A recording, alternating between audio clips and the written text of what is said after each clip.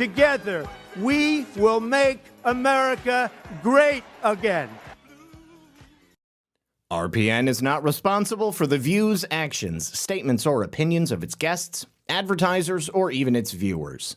The information contained in this program is not to be confused with medical or legal advice. An appearance on this platform is not necessarily an endorsement, but as always, we encourage you to do your own research. Enjoy the show.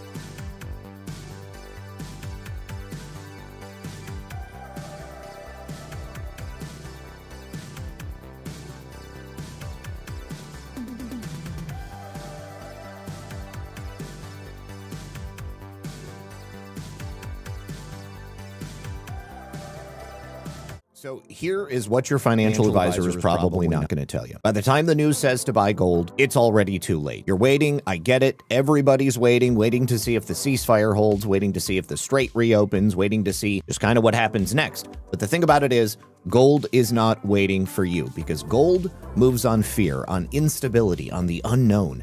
And it moves a lot faster than you can react. So while you're waiting for certainty, the rest of the world is planning for what comes next. So you can wait or you can prepare, but you can't do both. And remember, the best time to put on a seatbelt is before the accident happens, not after. So if you're finally ready to act, then it's time to reach out to Noble Gold Investments. They help Americans just like you protect their savings with physical gold and silver. It can get shipped right to your door, or they can hold it in a tax-advantaged IRA. No taxes, no penalties, no rollover fees on 401ks or an existing IRA. So visit noblegoldinvestments.com/redpill78 and get your free investor kit today. 5 minutes today could protect decades of savings. Once again, noblegoldinvestments.com/redpill78. Don't be the one still waiting. And when you support my sponsors, you support this channel. All right, welcome back, everybody. Thank you for being here. So Otter Creek, if you can help me out here. So what has been happening recently is that when I unmute, basically when I use my microphone on YouTube while I'm playing music, then we get feedback and echo from the music. So what I've been doing is just keeping myself muted, playing the music on YouTube, doing the standard audio introduction over there for the other platforms. So I just want to make sure that you guys could hear the music over on YouTube, because I was expecting that you couldn't hear me speaking. But if you also couldn't hear the music, then something else has changed again. There is something weird going on with the various pieces of software that I have to use to stream the show and then push it out to all of the different Oh, well, cool. I didn't even know that you were there during this time, so that's good to see you. So yeah, there's something weird. All of the different pieces of software that I use suddenly just in the last couple of weeks stopped working as I expected them to work. So I have to do all of this wrangling to get it to essentially be, something equivalent to what I want it to be. So is there a platform that I prefer you to go to? Well, I mean, I prefer that you guys watch the show in the way that is easiest for you. And I know that there are plenty of people watching on YouTube who didn't even know where I was for the last 5 years. Some people, it's just easier for them to use it on YouTube. Got a lot of people who prefer Rumble. Got a lot of people who prefer Pilled. I have, a select group of people who prefer watching on X or who prefer watching on Getter. So that's why I am on all of these different platforms. So you heard the music. Okay, so at least you heard the music. I'm trying to figure out some way to make it so that the show will be exactly the same everywhere as it was. And for whatever reason, it's just not happening right now. But it's mostly there. All right, guys. Well, listen, enough pontification from me on my end. We are going to go ahead and get into the important stuff. But before we do, I have a very brief message from another sponsor of the program, and that will be over here. You guys know what is happening right now. We're coming up on a very big milestone for America, our 250th birthday, 250 years of freedom, grit, sacrifice, and the greatest experiment in self-governance the world has ever seen. So that means it is the perfect opportunity for parents and grandparents to make sure that their kids understand why this country matters. Not just the glitz and the glam behind it, but the story that truly underpins it. And there is a free guide called The Kid's Guide to America's 250th Birthday. It's truly a great way to help those children understand what it was that made America special, how it began, and who the founding fathers were even more, especially what they risked and why those ideas they fought for 250 years ago still matter to this day. So this guide is going to send those kids back to the very moment when they signed the Declaration of Independence. And of course, at the time they did, they knew full well that they were risking everything for freedom. It's going to break it all down in a way that they can truly understand and enjoy. It's not going to make it boring. It's not going to water it down. It's going to be something that is truly going to have a lasting impact. So if you care about raising kids who understand where this country came from, why it's worth preserving, this is definitely something that you're going to want to grab. And the best part, it's completely free with this special offer. All you do is pay the $2 for the shipping and handling. So to pick it up, you just go to freeusabirthday.com. That is freeusabirthday.com. And the Kid's Guide to America's 250th Birthday is there for them today because America's story matters. Let's make sure that the next generation remembers that. All right, guys. Now, let us get into, are the crooks on the run, or is it just Thune, Zach? Oh, man, there's a lot of crooks in Washington, D.C., and I don't know so much that John Thune is on the run as he is simply just refusing to assist the president because he's a little bitch, and he's upset that his butt buddy, John Cornyn, did not get the endorsement that he wanted him to. This is why he failed to pass the Save America Act. This is why he failed to successfully bring the funding package for ICE and CBP forward. And now that he hasn't gotten his way, well, we are going to talk about that a little bit later in the show. But let's go ahead and jump in, first of all, to a clip from testimony that Secretary of Transportation Sean Duffy did yesterday. I think I actually have two clips of Sean Duffy. And yeah, I do. I just don't have the second one. Okay, here it is right here. So during Secretary Duffy's testimony yesterday, he really had an incredible series of answers for Kristen Gillibrand, as well as, I forgot who this, Patty Murray. That's right. Patty Murray and Kristen Gillibrand, obviously Democrats. Both of them were trying to catch Sean Duffy up and suggest that he had been bought, which is so rich, so hypocritical coming from people who are elected officials and they're receiving money from special interests all day long. Now, the question here was whether or not the companies who were funding the America 250 road trip have some sort of control over Sean Duffy. So let's go ahead and hear Secretary Duffy's answer and how he handles Gillibrand, first of all. It is a wonderful thing, but your vacation was paid for by Boeing, Toyota, United Airlines, Enterprise. A vacation. Okay. First of all, Secretary Duffy is working during the America 250 road trip. It's not like he got sent to the Bahamas by these companies that she's mentioning, but their funding of the America 250 road trip means that you, the American taxpayer, don't have to pay for it. Shell, Royal Caribbean Group, all Senator, organizations and companies. Do you want me to respond to you? Can I respond? Do you have jurisdiction over law firms? So you received $7 million in political contributions from the trial bar. Honestly, this Gotcha, bitch.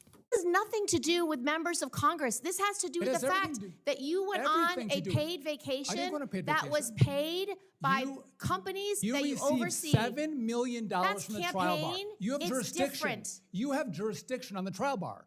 $7 million. When we go down the list of what else you received, you have jurisdiction. Listen, you actually passed Secretary legislation for the Duffy, trial bar. This So don't give me hearing that. is about you I didn't make any and money. this administration. No, it's about you. I didn't make any money. This hearing, I you didn't are the make any witness. money. I am not the witness. I don't have any. Well, maybe you should be. Well, you know maybe what? You should answer the Secretary American people Duffy, for $7 million Secretary from the trial Duffy, bar. Secretary Senator, Duffy, $7 million. I think you should be that telling goes this in state committee dinners. That goes to why put your ad on television. That's all to you. You spend that money. this is what I'm concerned about. Steak dinners, You are please. political and you are We're using over your our position in time right political now. ways. $500,000 paid by the trial bar to fly you on a private jet. I've never been on a private jet. Oh, the thing about it is, there was an article that was written about about Kristen Gillibrand, Senator Kristen Gillibrand, and Senator Chuck Schumer several years ago. And the subject of the article was that the two largest users of private jet transportation in the entire Senate, Democrat or Republican, were Gillibrand, who was number one, and then Schumer, who was number two. I absolutely love it that Duffy was ahead of this game and knew that they were going to come at him for this question. And he has all of the goods. He's got as much sauce as he could possibly bring to this cook-off. And he quite literally smokes them. I don't, never been on a private jet. No, we don't. We're out of our time. We don't, members of Congress so they aren't pay allowed. For you to fly on a yes, senators Not can. true. It is. Not true. Answer to that. You know what, Mr. I Secretary? made nothing. Your job. They put your face on television. Your face on television, your steak dinners, your vacations by the trial bar. I make We're going to go to Senator Capito. Recognized to you for your question. Oh, God, stop him. Better stop him. Because he just caught her in a lie. And of course, she doesn't know any better. She's just going to have to lie. She's going to have to lie. Now, the one with Patty Murray is even more entertaining. Take a listen. Not even going to acknowledge that this is a one bad gets look anything. in America. If I'm an airline executive and I paid $1 million for this great American road trip, what would I get out of that? From me, nothing. Well, the deck that is out there says that if you give $1 million, you get 6 VIP invitations to receptions, you get to go to roundtables, you get to networking events. If someone from the healthcare industry gives you $2 million, what do they get for it? What do you give I do them? not oversee the I do not regulate. You have jurisdiction. I do not regulate. You have jurisdiction. I do not $2 million regulate to put your face on TV, to buy steak dinners, Mr. Secretary, listen, to go on vacations. Listen to my point That's what here. you do. Mr. Welcome to MAGA. Welcome to Drill Baby Drill. Secretary, are you going to drill? Do please. you want to support lower gas prices? Madam I welcome Chair, that. I ask my Let's time drill. back, please, Let's so I can ask a refine. question. Let's Mr. pipe fuels Mr. across the Secretary, country. You obviously You have came not been here with supportive a of that. book of every You one of haven't us so supported that that, Senator. instead of answering our questions, I'm you could answering your attack. question. You're asking are about a- gas prices. I- You have done everything you Madam Chair, can can I to have my increase time gas back? prices for Americans and make us buy Mr. EVs. Secretary, this is my Donald time. Trump is lowering the cost of energy. You are and wasting you know my that. time. You're wasting my time. Responding with a book of claims that you have come at us. Do you deny that you got $2 million from healthcare? I can go down the list here. Mr. Secretary, that is Amgen not. gave you $140,000. Mr. Secretary, it is my time. Pfizer gave you Madam Chair, $102,000. I am asking to be able to ask a question here. I do I'm not just pointing need out an your attack record. by a secretary who is the witness at this table that And is out of order. What did Big Pharma get for the $1.1 million that Big Pharma gave you? What did they get for it? Mr. Secretary. What did they get? Seriously. Seriously. Seriously. I want to know. I think America wants to know. I find it I got nothing from anybody. I find it astonishing I do too. that you are so angry at a question that I asked. I'm surprised that No. you are, Senator. I am not. I'm sitting here trying to ask a question. I'm being interrupted rudely by a About Big secretary Pharma? who's here. No, Mr. healthcare. Secretary, let me just say this. Toyota, United Airlines, Shell, Boeing, Royal Caribbean, and Enterprise all sponsored your show. It is literally your job to make sure each of those companies are playing by the rule. So Can I answer the Toyota question?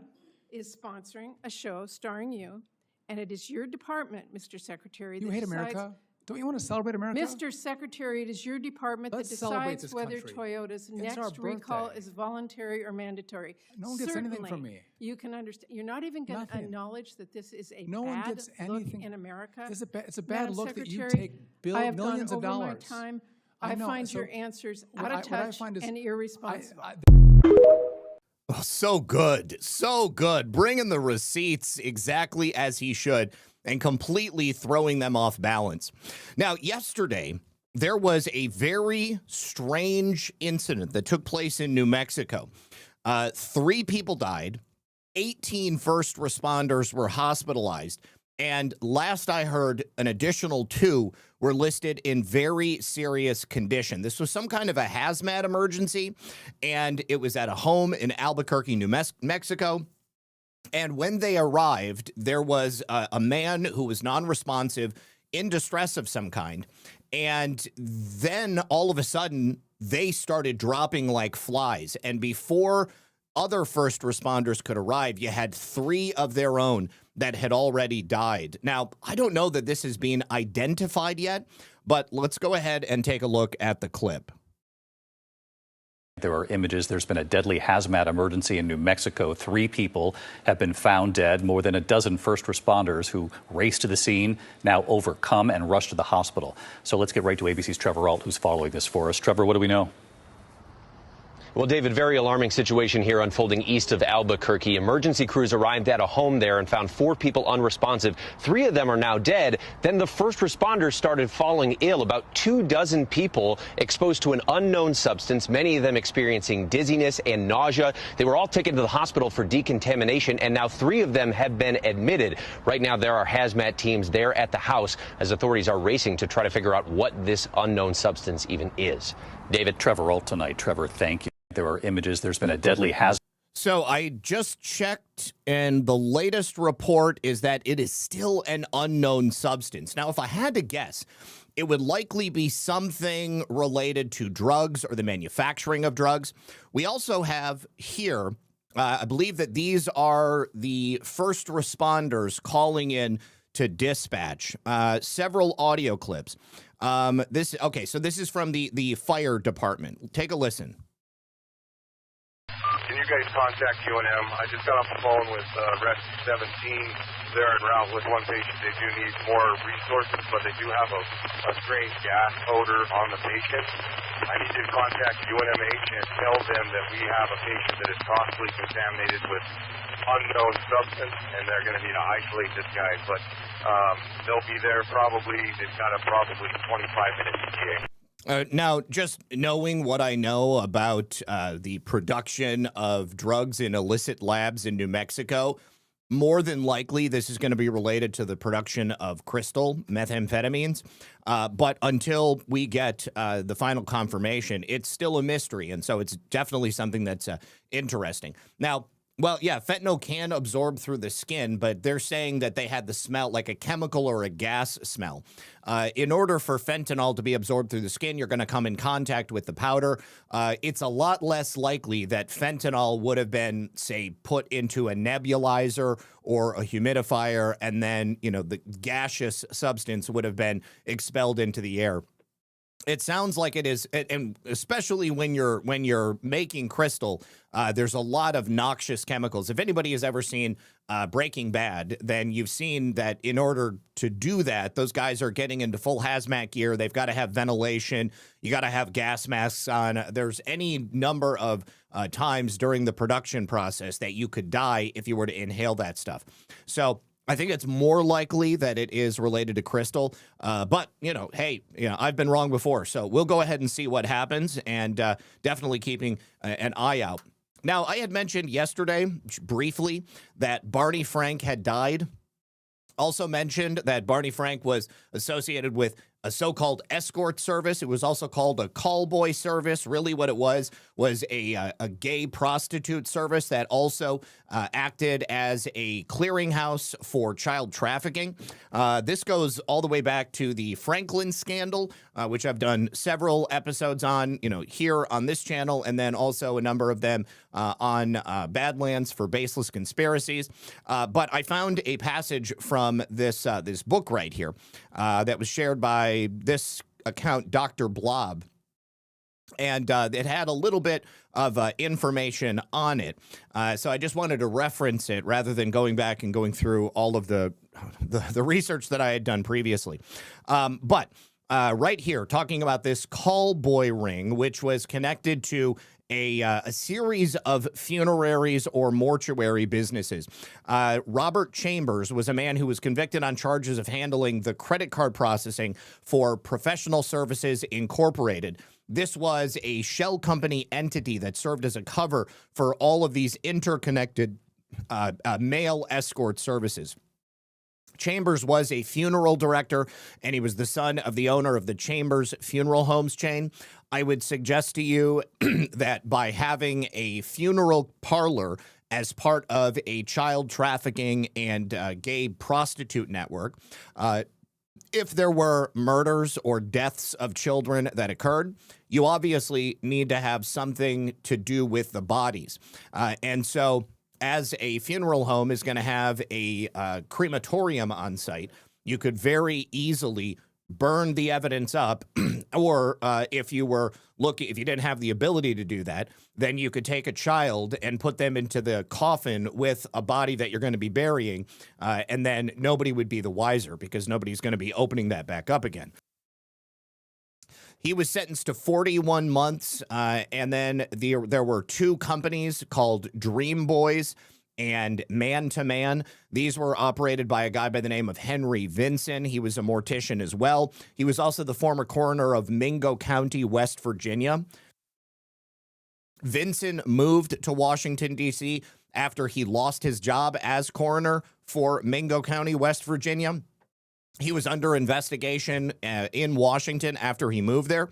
And he also had a fake obituary placed in his name in West Virginia newspapers. He was trying to basically fake his death so that he could get away without being prosecuted.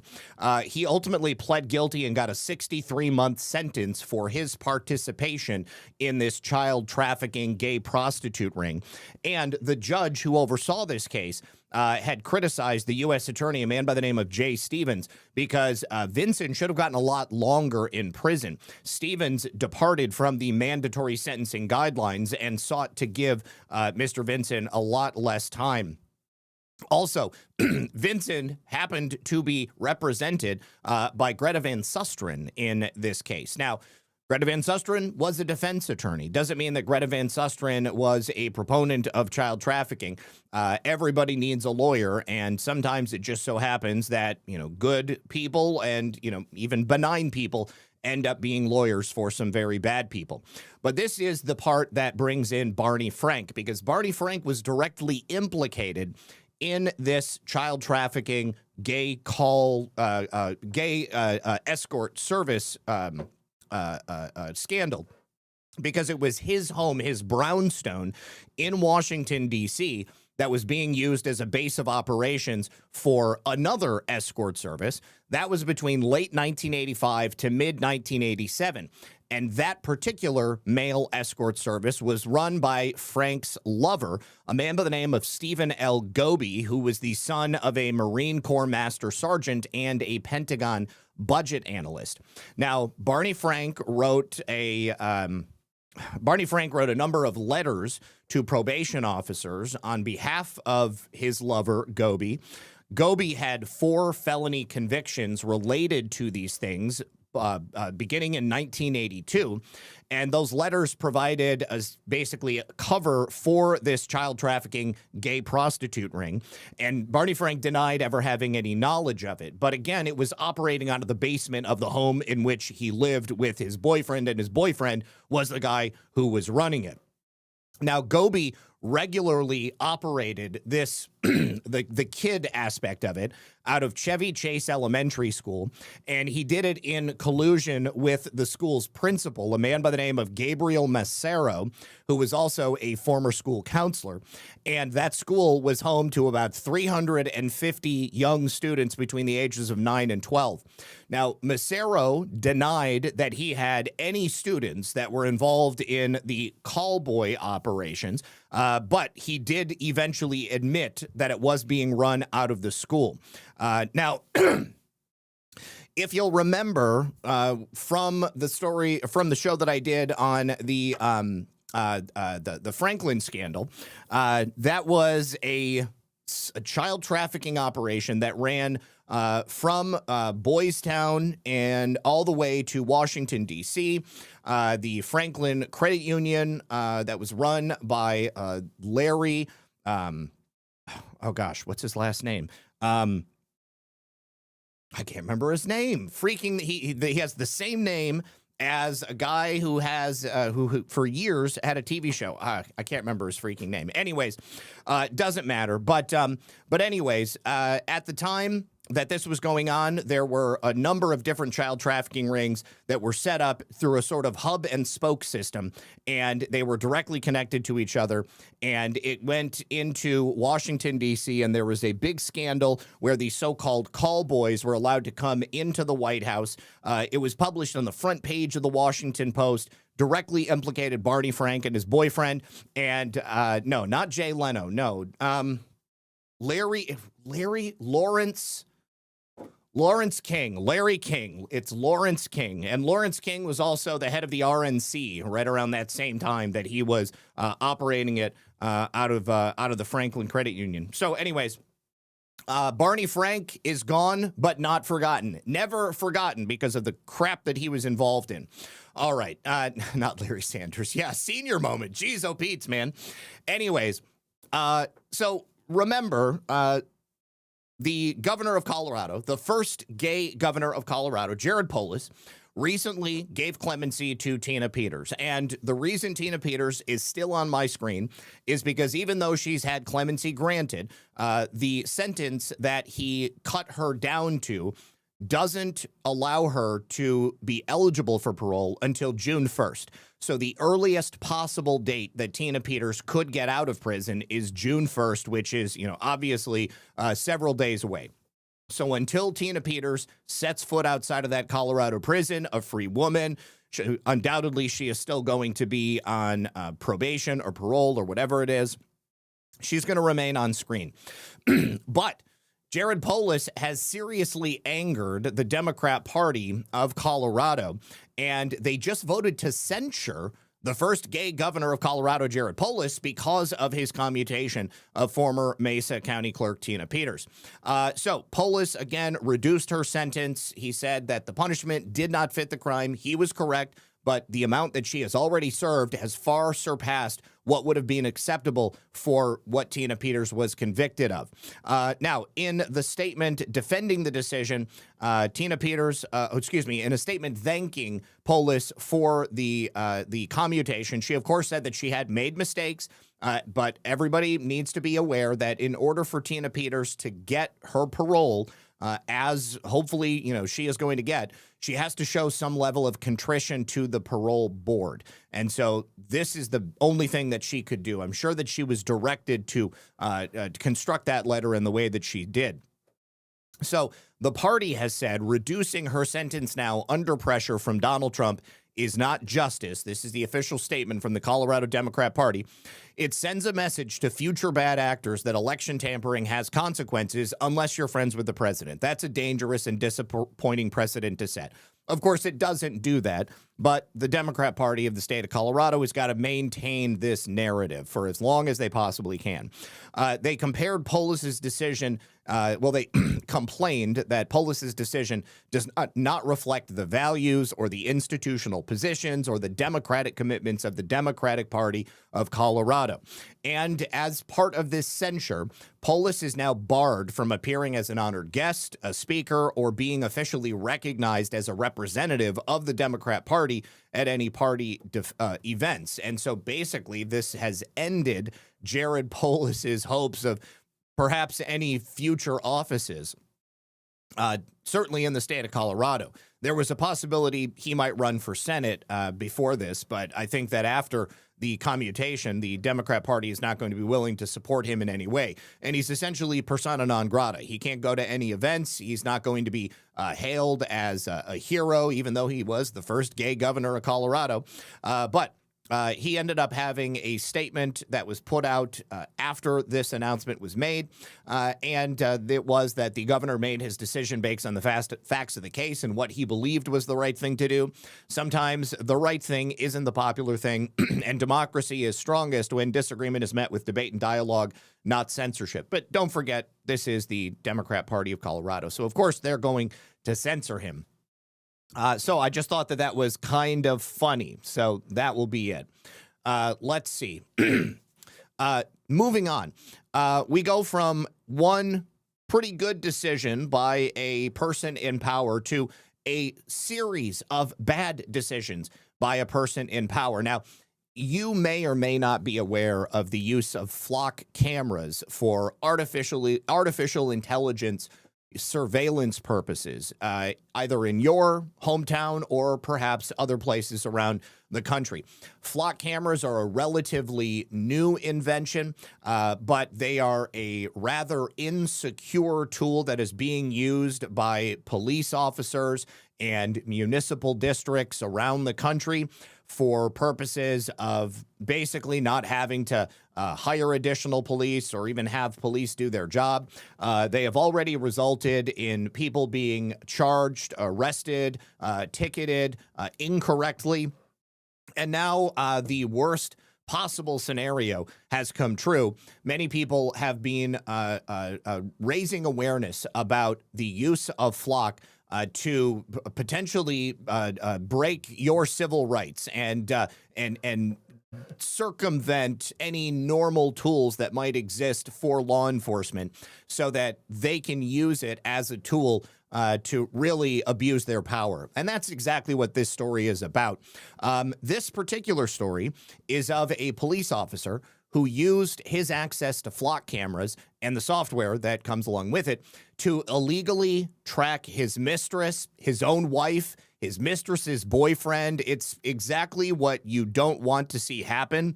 But unfortunately, it's exactly what happens when people get way too much access to power. Take a listen. Developing news tonight. A police officer is caught using police cameras to spy on his mistress. Mike Rogers, there were already privacy concerns about these cameras, and then this happens. And, you know, this guy was accused of spying on his mistress's new lovers, as well as his current wife, all happening in the city of Costa Mesa. We'll show you some video here of the flock system cameras that we are talking about. Now, I want you to just take a look because you might not have ever seen flock technology. This is a flock camera. You've got, looks like, multiple cameras pointed in multiple directions. They're going to have a solar panel above them so that they're powered 24 hours a day. There is a battery that's obviously connected to it. They may likely also be connected to the grid. But the problem with these things is that they're very easy to hack. And I follow more than a couple of white hat hackers who have successfully been able to access these systems and then use the information that Flock contains. You know, they catalog all this stuff. They will follow you around. They have AI face recognition. They're going to be looking at your license plate as you're driving by.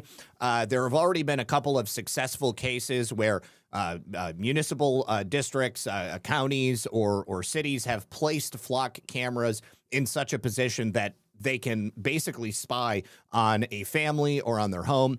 And so it takes some time and a little bit of effort, but people have been able to get those cameras removed. But the fact of the matter is that if they're being used in your city, you are being watched 24 hours a day, 7 days a week. It's the ultimate fear of AI, Big Brother, or Skynet or something like that. Flock cameras have been wildly controversial, especially recently when there was a data issue that came to light. But the Orange County DA's office says this former Costa Mesa police officer not only used these flock cameras to track his mistress, her new boyfriends, as well as his current wife, but also used confidential law enforcement systems to be able to run people a number of times that had nothing to do with his work as a law enforcement officer. They also allege that he contacted his mistress thousands of times via social media, text, and phone calls, as many as 100 times in one day. Just for one example here, Robert J. Josette, 35 years old, pleaded guilty to 3 misdemeanor counts as related to all of this. He's been ordered for a 52-week domestic violence program, as well as 3 years of informal probation. Now, they allege that he repeatedly was sending messages to her, texting her, calling her through social media and the phone, sometimes as many as 58 times a day. He then began calling her new boyfriend and then would allegedly use these systems to try to track them down, and then in some cases go meet them at those locations. The Orange County DA says even after he was suspended from Costa Mesa PD, he still used the flock camera system to track his mistress. All of this now, he's a former police officer and now has pleaded guilty to these 3 misdemeanor counts related to it. Where did he find the time, Mike? Incredible. When he was suspended, he had some more time. Indeed. Okay, Mike, thanks. Well, the good news is he's being fired. The bad news is he still had access to the flock system afterwards. Now, if you're interested in getting a little bit more information on flock cameras, you can find quite a bit of detailed analysis about the way they work, the information that they collect, and there is even information out there about how to jam them. That's not something that I could tell you how to do, but I just know from my own research that the information is out there. Be careful, though. Make sure that you're aware of your local laws. It's actually totally illegal. They will send you to freaking jail down here in Florida. There is one guy that I watch. His name's Ben Jordan, and he had created a jammer that, he installed in his car. And if you recreate that down here in Florida, they specifically created a law to make that a crime so that you'll go to jail. But it may be something in your state that isn't illegal. So I would just want to make sure everybody is aware of that. All right, now, I'd like to tell you about a very exciting development, something that I definitely voted for and something that I supported President Trump for, and that is getting these Indian scam call centers under control. The FBI has just shut down a major international fraud scheme ring that was centered in India. They have been systematically going into the bank accounts of gullible and perhaps impressionable people, both young and old. Really, nobody is immune from this because anybody can be socially engineered.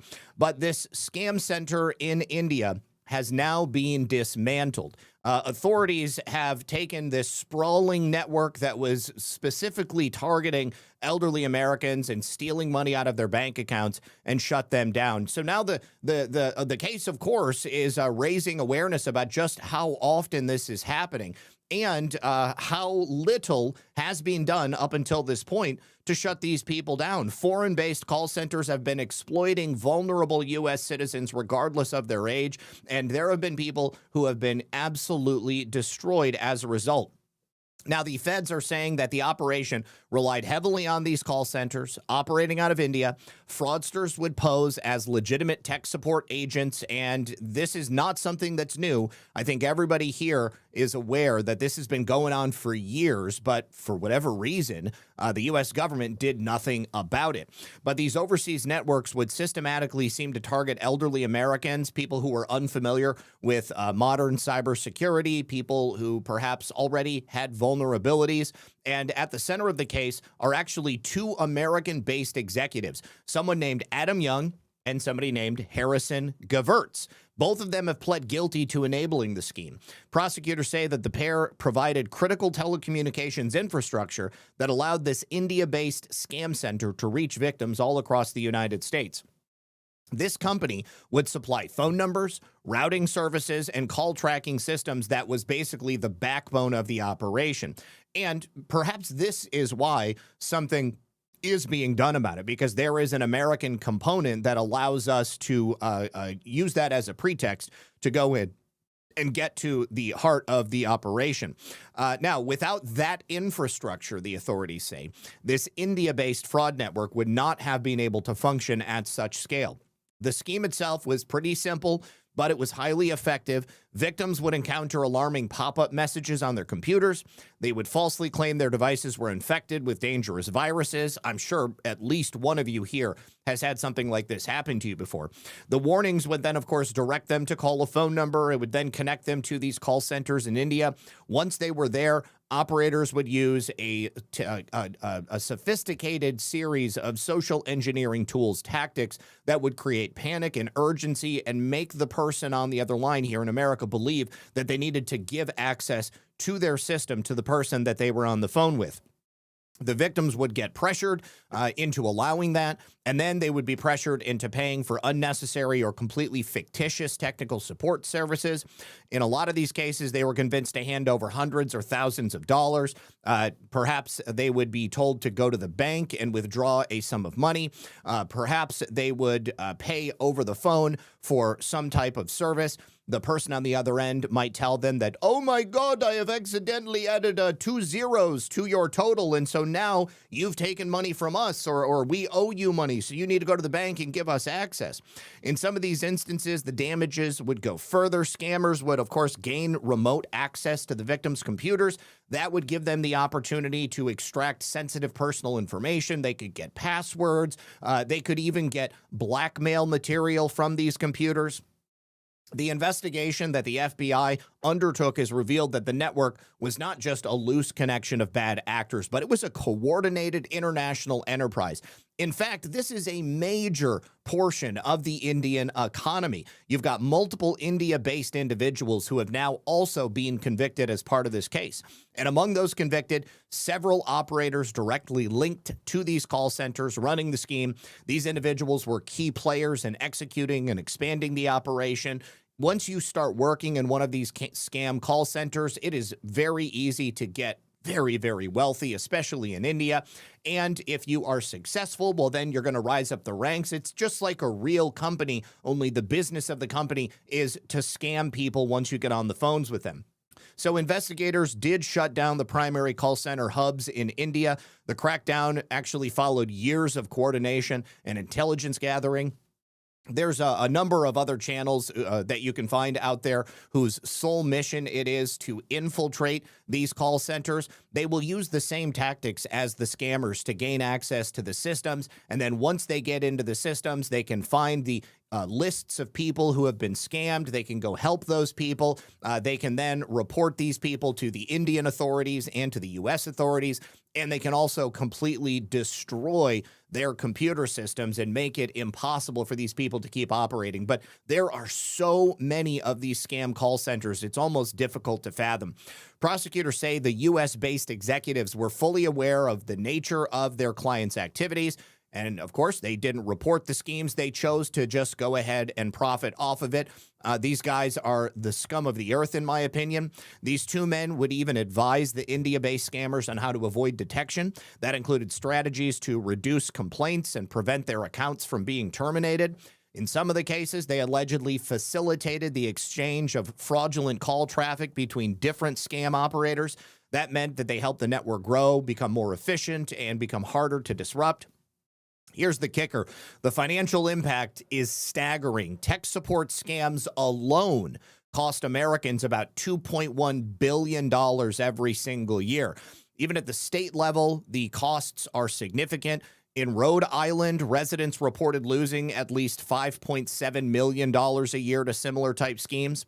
Officials have made clear that elderly Americans are the primary target because they could get confused or they may not be proficient with computers. They are easier to manipulate, it seems, and they're more likely to trust authority figures. So do not trust people unless you actually know them. Senior citizens deserve honor, respect, and protection, the FBI said. That goes without saying. Anybody who helps to facilitate this type of fraud against any vulnerable portion of the population deserves to spend the rest of their life in prison, as far as I'm concerned. Ted Dox was the special agent in charge for the FBI's Boston division. He described the actions of those involved as downright despicable.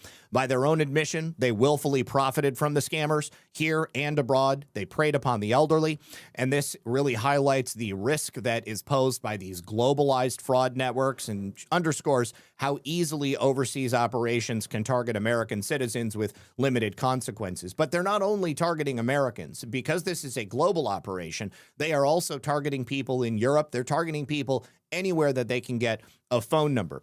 But the involvement of India-based call centers has ignited a debate over outsourcing and foreign telecommunications infrastructure. Critics argue that such systems create vulnerabilities that criminals can exploit.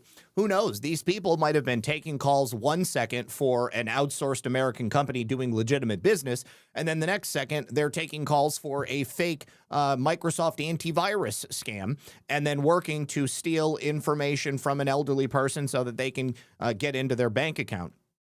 So as the investigators pull back the layers on these investigations, the heartbreaking reality comes to light. The foreign-based scams are not just one-offs. They are part of a multinational, massive, and deeply troubling trend designed specifically to steal from the most vulnerable people.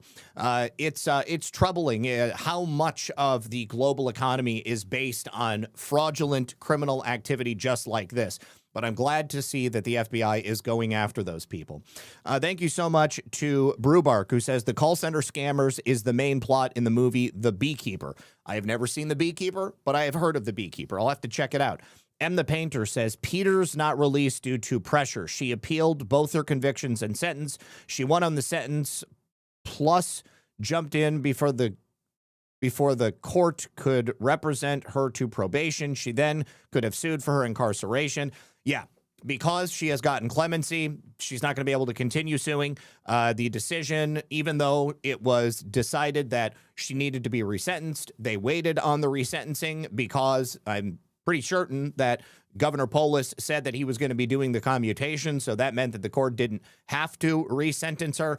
And at the end of the day, because of the commutation that he gave her, her parole would not be eligible until June 1st. June 1st, theoretically, she will be out. Okie7, thank you for the can. Filter Dog says, was this a drug lab or a bio lab? That's the thing we don't know, but I'm assuming it was a drug lab. Judy the Lady Pug says, watch Red Pill 78 on Pilled. Yes, Pilled is another great place to go. All right, what did I say just a day or two ago?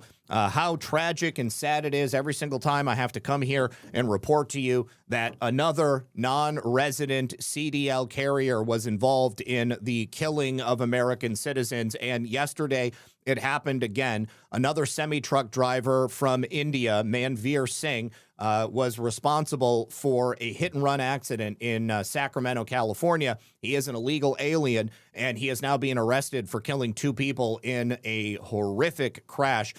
Not only was he responsible for the incident, but he also tried to run. These 2 people were killed near an off-ramp on Highway 99 in Lodi on Tuesday after he caused this multi-vehicle crash. So Manveer Singh attempted to flee the scene after causing the crash. He is facing charges of vehicular manslaughter with gross negligence and the hit and run resulting in death. So DHS, Department of Homeland Security, has confirmed that he was arrested after killing these 2 people. This was initially someone who came in 2023 under the Biden administration. He was caught and then released at the Arizona border. His name is Manveer Singh. He is facing these charges in San Joaquin County, California for the vehicular manslaughter, gross negligence, hit and run. And he tried to flee the scene on foot. Obviously, his truck was not going to go anywhere. Now, the good thing is that ICE has placed a detainer on him with local law enforcement. And due to the fact that he's responsible for this gross negligence resulting in death, I'm pretty sure that the San Joaquin sheriff is going to hold on to him. We've got no details on his CDL, but it sounds like he was given a CDL in California. Now, Senator Jim Banks said, so many innocent lives have been lost because of illegals on our road. Makes me sick reading about these preventable tragedies. I introduced the Delilah law to put a stop to that. Once again, it is just the same problem that we have to keep reporting on over and over again. So many of these illegal aliens coming here from India, receiving these non-domiciled CDLs in a number of states, California being, one of the worst among them. Pennsylvania is another one. Indiana is another one. And we just have to keep reporting on this, even though the Secretary of Transportation, Sean Duffy, had already changed the rules, making it illegal. But what I really want to know is, who is the trucking company that hired him? Because based upon that decision from the Supreme Court just last week, that trucking company is now liable for the deaths of these people.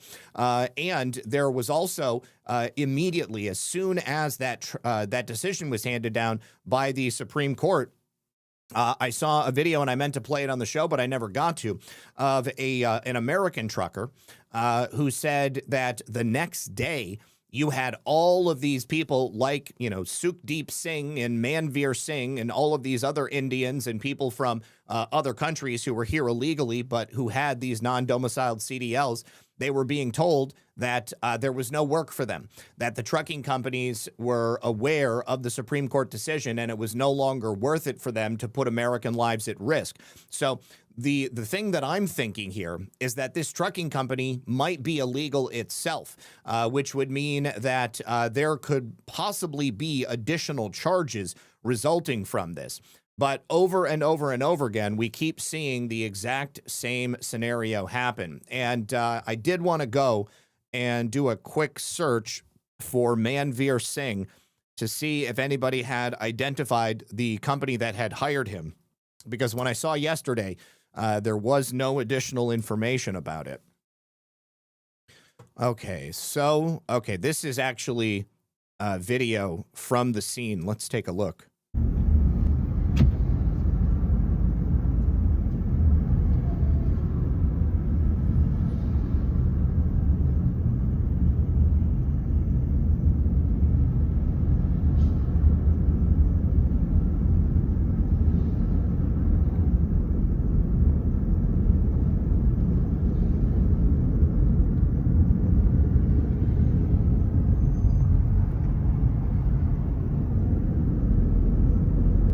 Man.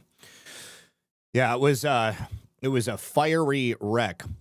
So yeah, we've had at least, oh my God, every single one of them were named Singh. Manveer Singh, Janapreet Singh, Harjinder Singh, and Sukhdeep Singh. Every single one of these people that have been involved in these CDL crashes recently. It's exactly the same thing. Okay, so let's see. Okay, so let's take a look at this. This is local reporting from a CBS station, and let's listen. And investigators say traffic came to a halt on northbound 99 when a big rig failed to stop.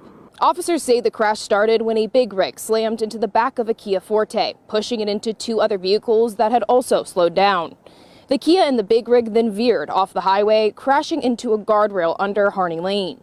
CHP says after the crash, the big rig driver, 24-year-old Manveer Singh, ran away from the scene, but was found and taken into custody. He's now facing multiple charges, including vehicular manslaughter with gross negligence and a felony hit and run resulting in death or injury. We asked CHP why the highway suddenly hit a halt and why Singh was charged with gross negligence. There's a high possibility traffic was just moving slowly due to traffic conditions. So he was charged with gross negligence because he did cause the death of other people. And are you serious? She's asking why gross negligence? I mean, the guy knows what theoretically, he was trained as a CDL driver. We know that he obviously wasn't.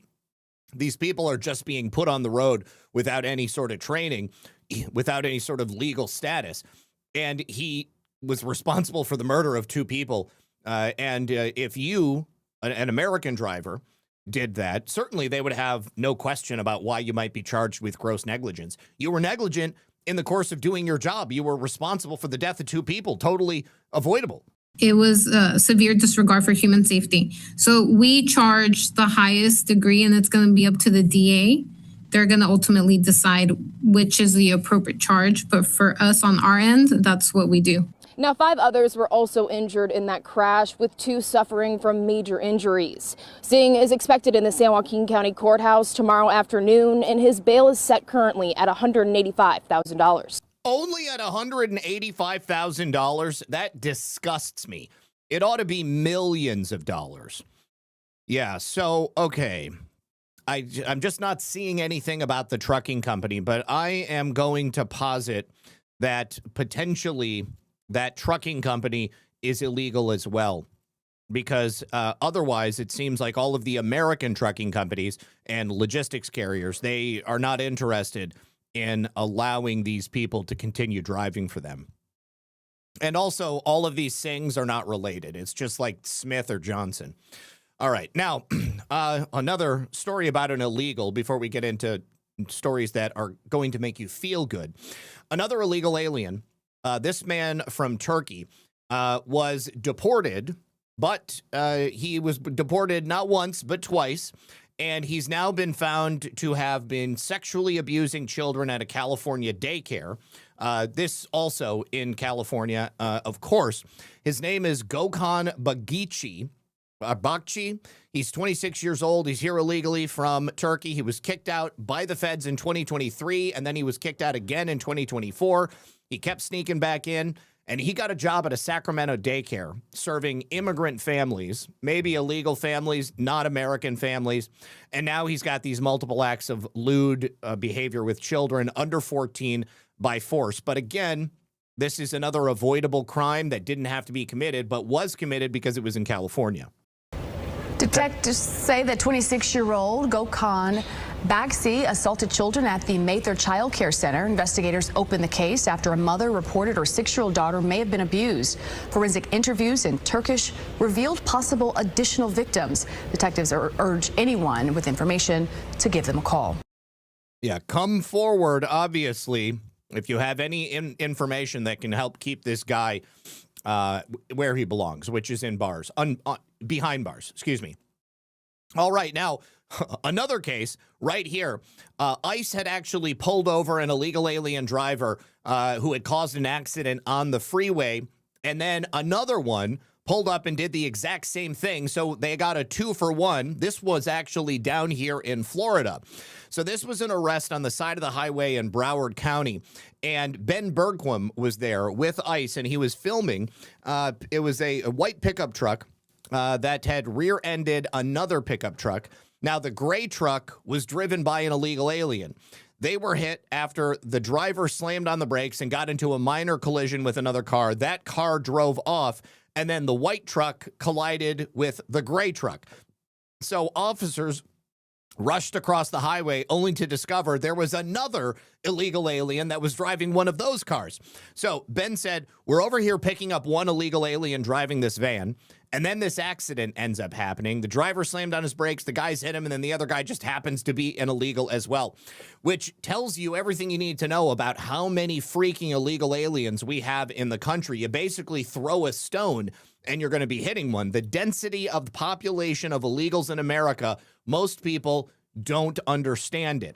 Literally, they're picking up somebody who is totally unrelated, and then you have an accident that takes place right next to it, and it just happens to be an illegal alien. So absolutely insane. Ben went on to say, we have so many illegals in this country. That's like the third time I've had a situation where we're going after one person and we end up getting multiple illegals at the same scene that aren't even related to the original situation. You look down the road and you're probably pretty good to see that there is a high percentage of all of the vehicles here are being driven by illegals. And most of them are also doing it without a license. They're doing it without insurance. And so that puts us, American citizens, in danger every single day. I believe that Ben actually posted video from the scene as well. Yes, let's take a look. That's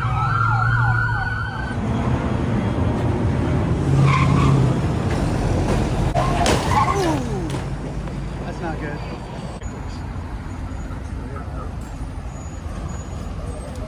Crazy scene here, day 2 of the operation. We're over here picking up one illegal, driving this van, and then this ends up happening. This driver slammed on his brakes. This guy hits him, but then this guy just happens to be illegal too. The density of the population of illegals in America, most Americans just can't comprehend it. I mean, literally, we're picking up this guy's an illegal driving, gets rear-ended by this guy who's just on his way to work. Crazy.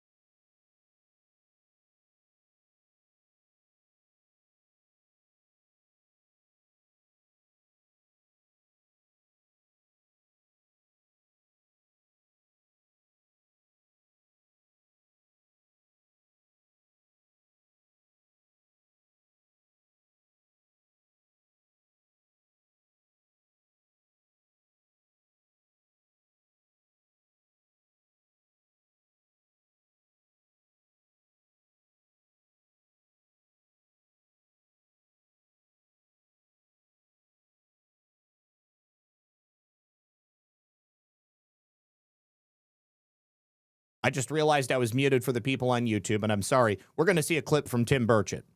Hey, everybody. Tim Burchett just left the committee. Had some amendments that were cutting regulation, things that we should as Republicans do. Because of backroom deals they cut. They won't allow any amendments on the bill because the Democrats one Democrat didn't agree to it. So here we are in the majority, and we're not allowed to do that. And I'll guarantee you when the Democrats are in the majority, which they very much could be because of this kind of garbage. If we're going to be in the majority, you all have extended us an incredible gift, and we're going to blow it because we're not acting like we're in the majority. We got opportunity. It's not sexy. Deals with bridges and things that, anyway, the amendment did, and we allow the Democrats to tell us what to do. It's just unbelievable. At some point, we're going to have to get some guts. This town is crooked as a dog's leg, and I'm disgusted. So, thank y'all for sending me here. I really am glad you sent me here. This is the kind of stuff I want to fight. Now, Tim Burchett, you know, I've said this so many times before. I like Tim Burchett. He supports the president when it's time to support the president. He calls out the bullshit when he sees it, and he actively works for the people of his district. So he has my respect. Now, in the House Oversight Committee, this is where we're going to get into the real meat of today's show, guys, because this is all about the fraud. The House Oversight Committee has just launched an investigation into the Ohio Medicaid fraud that is also tied to Somali networks. It's the same network in Ohio as is in Minneapolis, as is in Maine. Billions of dollars is flowing between these three locations and then straight out of the country and back to Somalia. Now, this is particularly notable because we've just had that series of articles that was written by Luke Rosiak in the Daily Wire, calling out and identifying a network of fraudulent Medicaid companies in the same way that Nick Shirley did in Minneapolis. Now, right now, this has the potential to actually be an even larger Medicaid scandal than what we've already identified in Minnesota. House Oversight Chairman James Comer and Representative Brandon Gill, who I also think is pretty based, have launched a sweeping federal investigation into the rampant abuse that we see in Ohio's Medicaid system, because we've had a number of explosive reports which show that there is a scandalous amount of fraud taking place, and billing patterns are centered around just 2 zip codes right there in Columbus, Ohio. And this is also the home to the second largest Somali population in the United States. This is obviously a pattern. Pattern recognition is a real thing. According to the reports that were cited by Republicans, a state audit found that Franklin County, which is home to just 11.5% of the population in Ohio, accounted for roughly 38 to 40% of the $1.6 billion that was being spent all across the state of Ohio. Nearly 40% of that amount was flowing out of those two zip codes that I mentioned, which is around $240 million a year. Now, auditors in the state of Ohio had previously identified that 15.6% error rate in eligibility determinations, which raises a justifiable concern that improper payments are taking place, and those improper payments could range to somewhere between $800 million to $4 billion. Additional reporting uncovered nearly vacant office buildings, allegedly housing hundreds of billing companies. We went through a whole host of those a couple of weeks ago. And Ohio officials have now brought charges against some of those providers, and they claim that the safeguards are in place and are actually working. But state investigators, in my opinion, and in the opinion of the Oversight Committee, are not doing enough. And, of course, the federal task force continues to investigate, and I would expect that we're going to see some major announcements very, very soon. So I believe we have a clip of Comer and Gill discussing this right here. That have been weaponized against the American people. And the work starts today with a brand new investigation into Medicaid fraud recently uncovered in Ohio.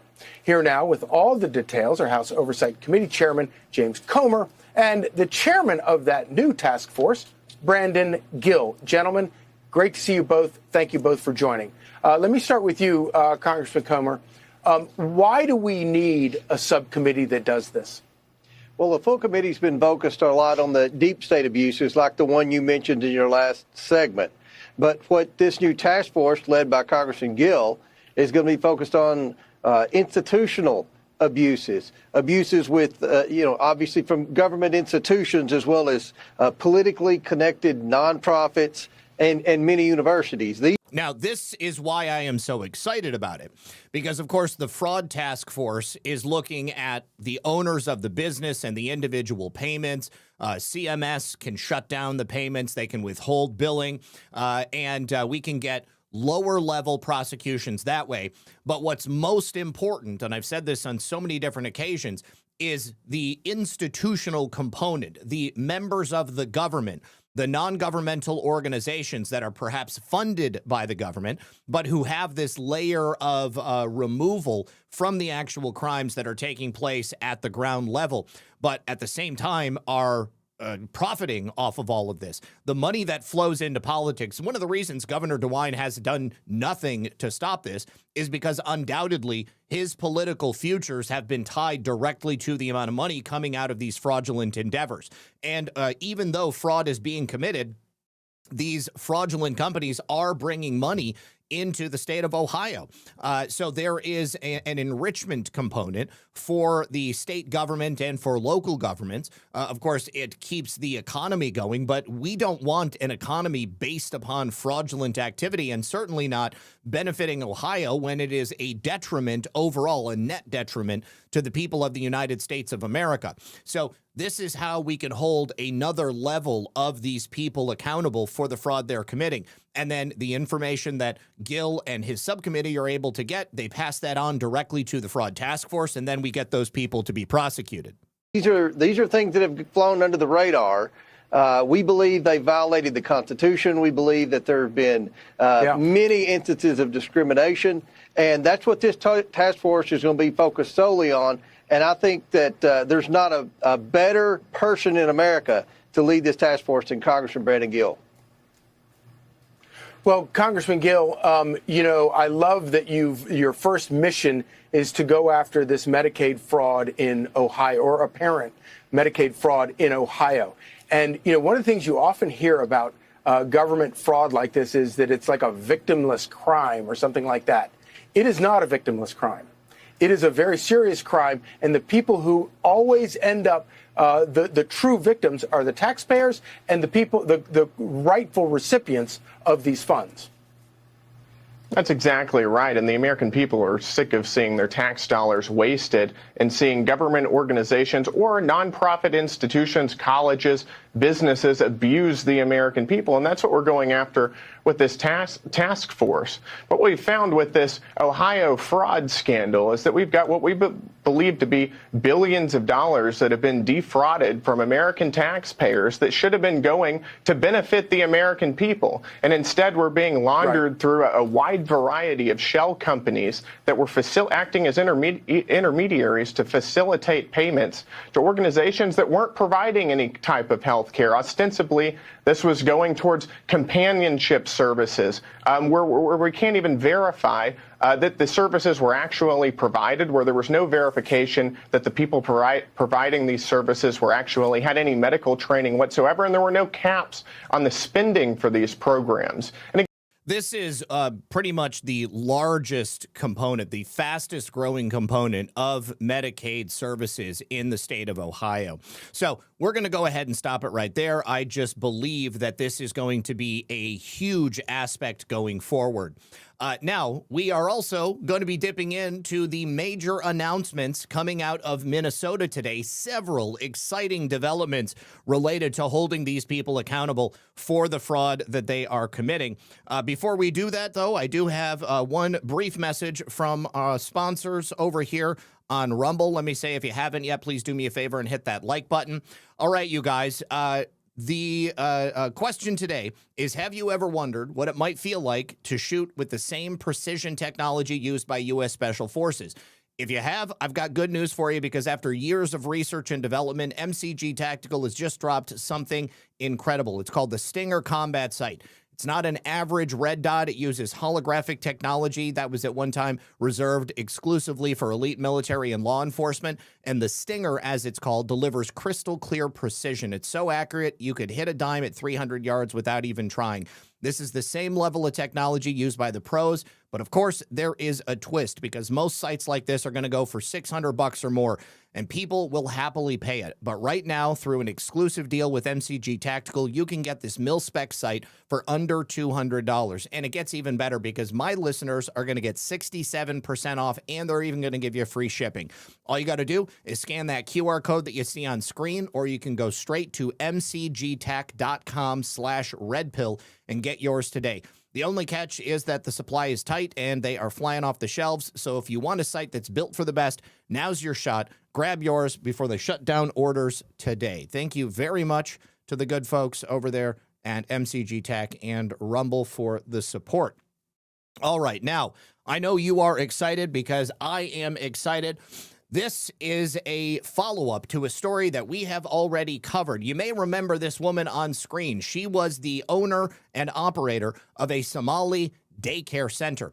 It was implicated in the Feeding Our Fraud scandal, and she herself was covered in Nick Shirley's initial report. She has just been hit with federal charges additional to what she had previously, and these charges are for the theft of $4.6 million. Now, Fahima Ege Mahamud, this woman, already tied to the $250 million Feeding Our Future scandal that was responsible for stealing all of that money, federal funds that were meant for meals to be served to children, has now just been slapped with a superseding indictment. These fresh federal charges are for the pocketing of an additional $4.6 million as part of her daycare fraud scheme.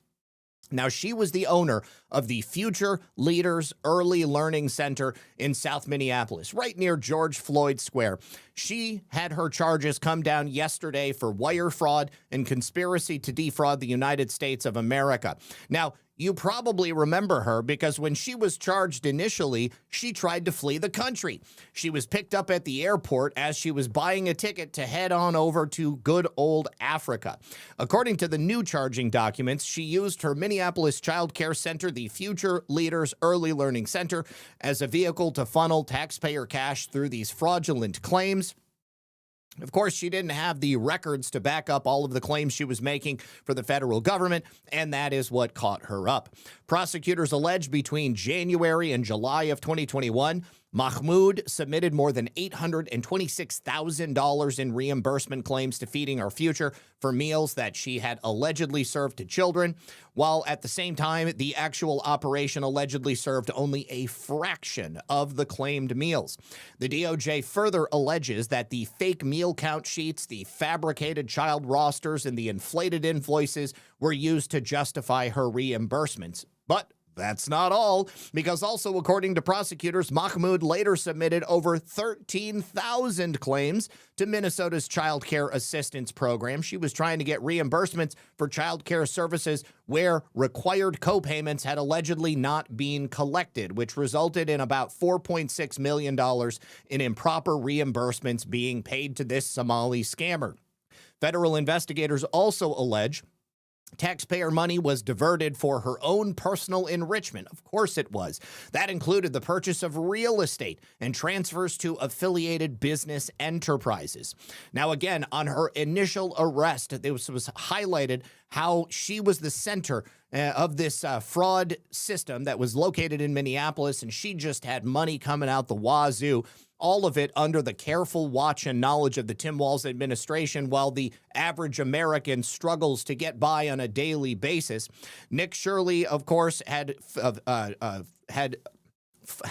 featured her in his initial video, and court documents show that on February 10th, she was notified by the Minnesota Department of Children, Youth, and Families that she was abruptly closing her center, and then days later, she was found to have booked a ticket, I apologize, not to Africa, but to the UK, where she was probably going to get a connecting flight.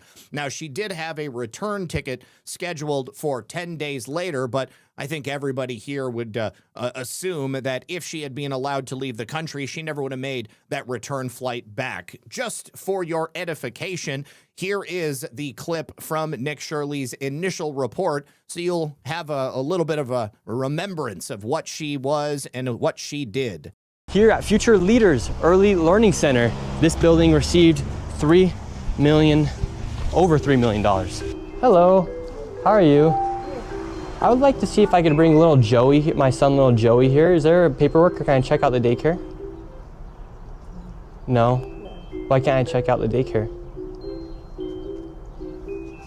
It's not here. Okay, but if I can't get paperwork or anything to submit my son little Joey to come in here to daycare? We'd really like to put Joey in this daycare. We've heard great things. Business card? No, I would like your business card, actually. You talk to your manager. Okay, can I speak with somebody? Where are the children at? Are there children here today? No. No children? Yes. Why are there no children? Two of Mexico. Would my son little Joey have friends to play with here? No. No. Yes. No friends for little Joey? Yes. Sorry. Ah, dang it. Well, have a great rest of your day. Thank you. So, little Joey would not be accepted to that. So, Miss Mahmoud was just one of many spokes in the wheel of fraud operating out of Minneapolis. And of course, this was totally normal. It still is totally more normal among the Somali population.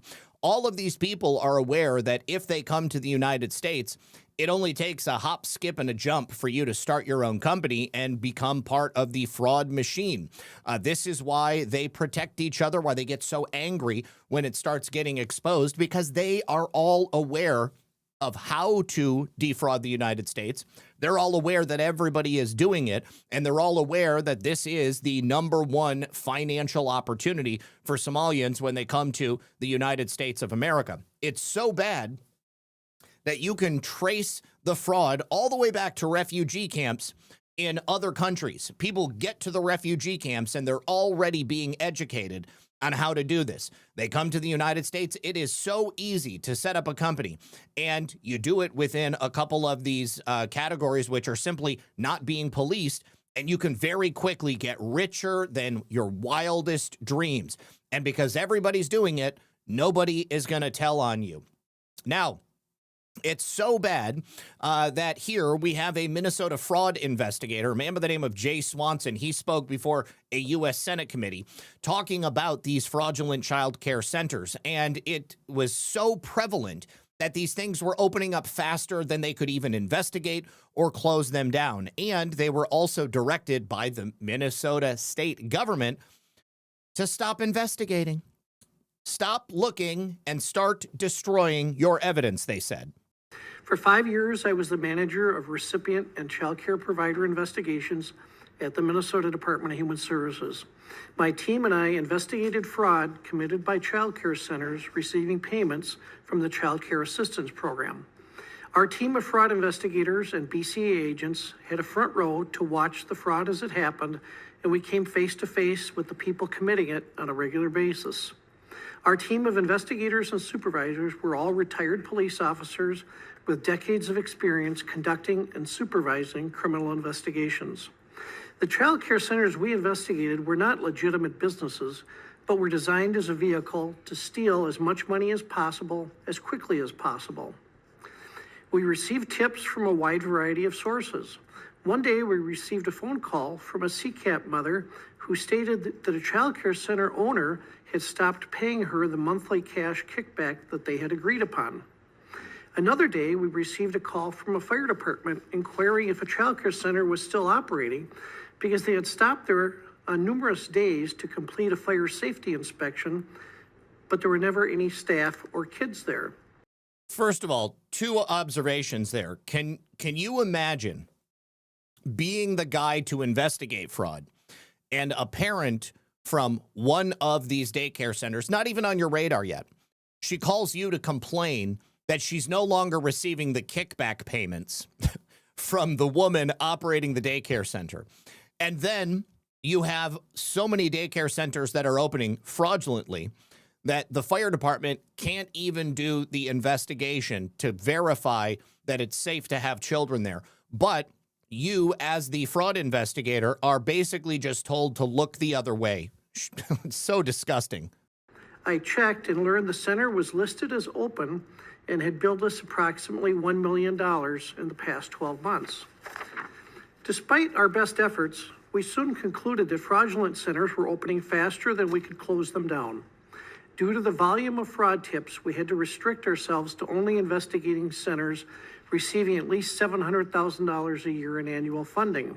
And keep in mind that the higher level people within the Minnesota state government have already acted like they had no idea that this was going on. The evidence is overwhelming that the knowledge of the fraud was so prevalent, and the people who are in a position to do something about it told those investigating to not do anything about it. And also remember that there were plenty of people within Minnesota state government who were of Somali descent, who likely were involved in it themselves, either through a familial connection, maybe they had their own companies, or maybe they just simply didn't do anything about it because they were getting kickbacks because they were looking the other way.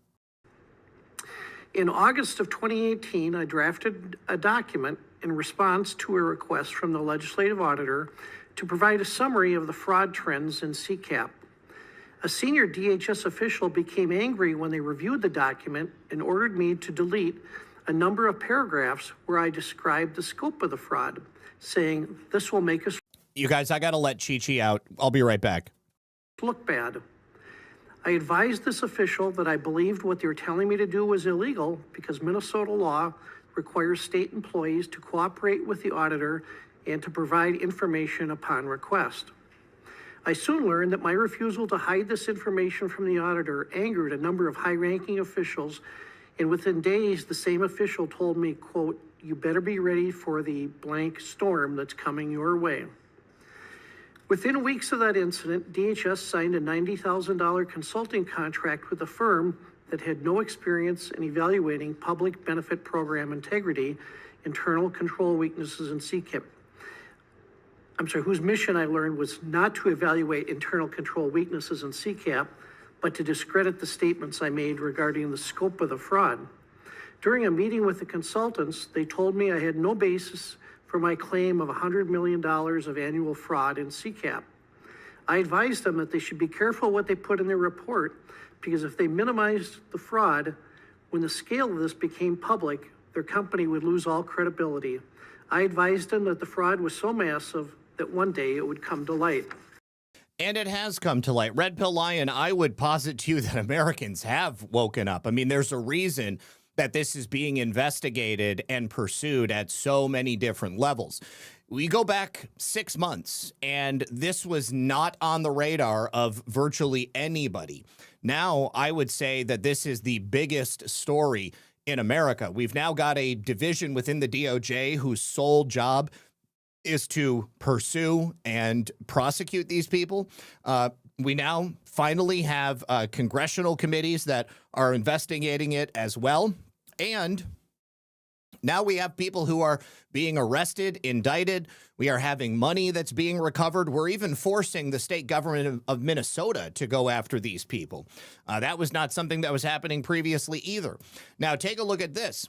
Specifically in relation to Miss Mahmoud, it would appear that she is working with authorities in the federal government, and hopefully that will also lead to the indictment and arrest of people within the Minnesota state government. Take a listen.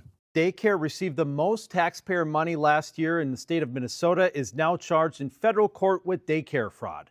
Fahima Mahmoud was the owner of Future Leaders Early Learning Center and was charged in the Feeding Our Future meal fraud case in February after she booked a flight out of the country.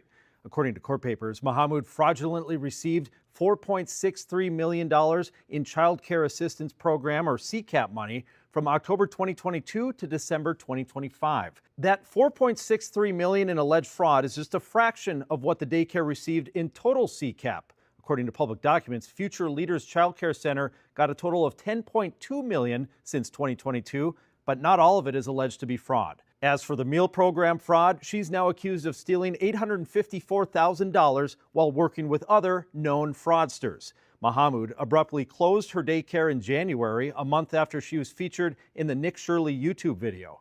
The new charges come through a court document called a criminal information, which indicates she's already working with the feds and is planning to plead guilty. I'm Lou Bergoose. Follow for more news.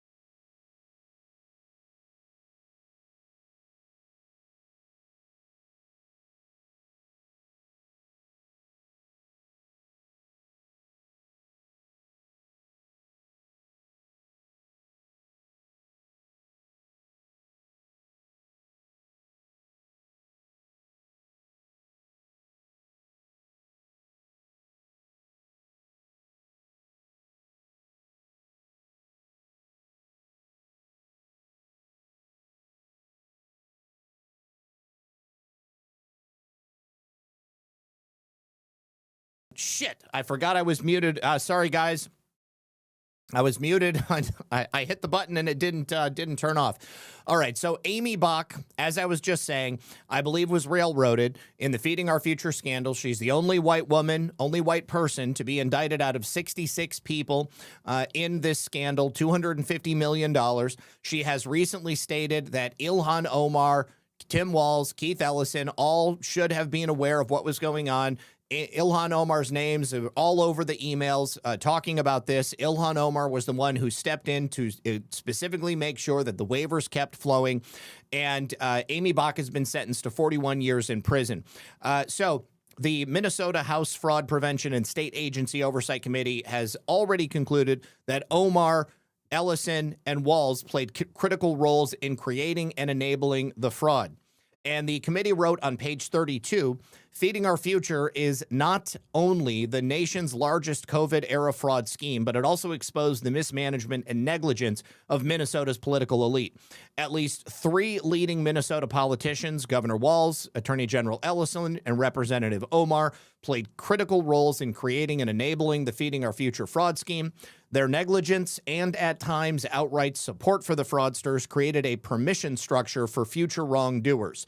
The result was a climate where fraud expanded exponentially, and Minnesotans will continue paying for this malfeasance for a generation. I got to let the dogs in. I will be right back.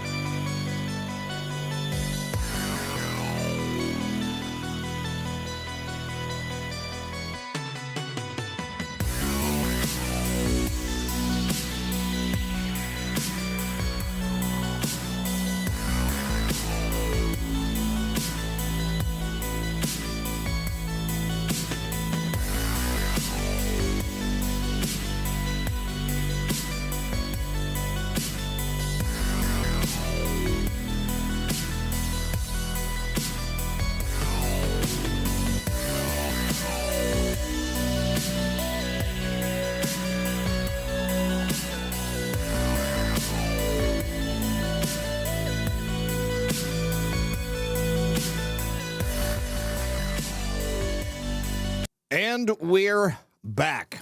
All right, so the committee has formally requested that the U.S. House Oversight Committee subpoena Ilhan Omar's communications. Undoubtedly, that is going to happen. In the wake of Amy Bach's 41-year sentence, many people are suggesting that federal investigators need to look into the people higher up the food chain, because Amy Bach was not operating in a vacuum. She has also argued that she's being scapegoated. Again, she's the only non-Somali out of the roughly 80 to 90 people who are charged, and again, 66 who have pled guilty. She said, the notion that I'm personally responsible for all of this is so frustrating. I'm the only white person out of the 80 or 90 who've been charged, and I'm the only one who doesn't speak Somali. And this case remains ongoing. Every single day, it seems like somebody else is getting wrapped up in it. But federal prosecutors have charged these people. Billions of dollars is gone. Some of it can be recovered. A lot of it most likely never will be. Now, yesterday, it was announced that there was going to be a big breaking news, a big event taking place in Minnesota today related to the fraud. Undoubtedly, Amy Bach was part of that. However, there was also a press conference announcing the next phase of prosecutions in this ongoing investigation. First, let's hear a little bit about Amy's sentencing. A Minnesota judge has just sentenced the mastermind behind the Feeding Our Future fraud scheme, Amy Bach. She just got more than 41 years in prison. The prosecution is asking for a 50-year sentence and her defense about 3 years. So that's somewhere in the middle that they got that, but closer to what obviously the prosecution wanted. The scheme involved the theft of nearly $250 million in COVID funding. That money was meant to feed hungry children. Those hungry children didn't exist.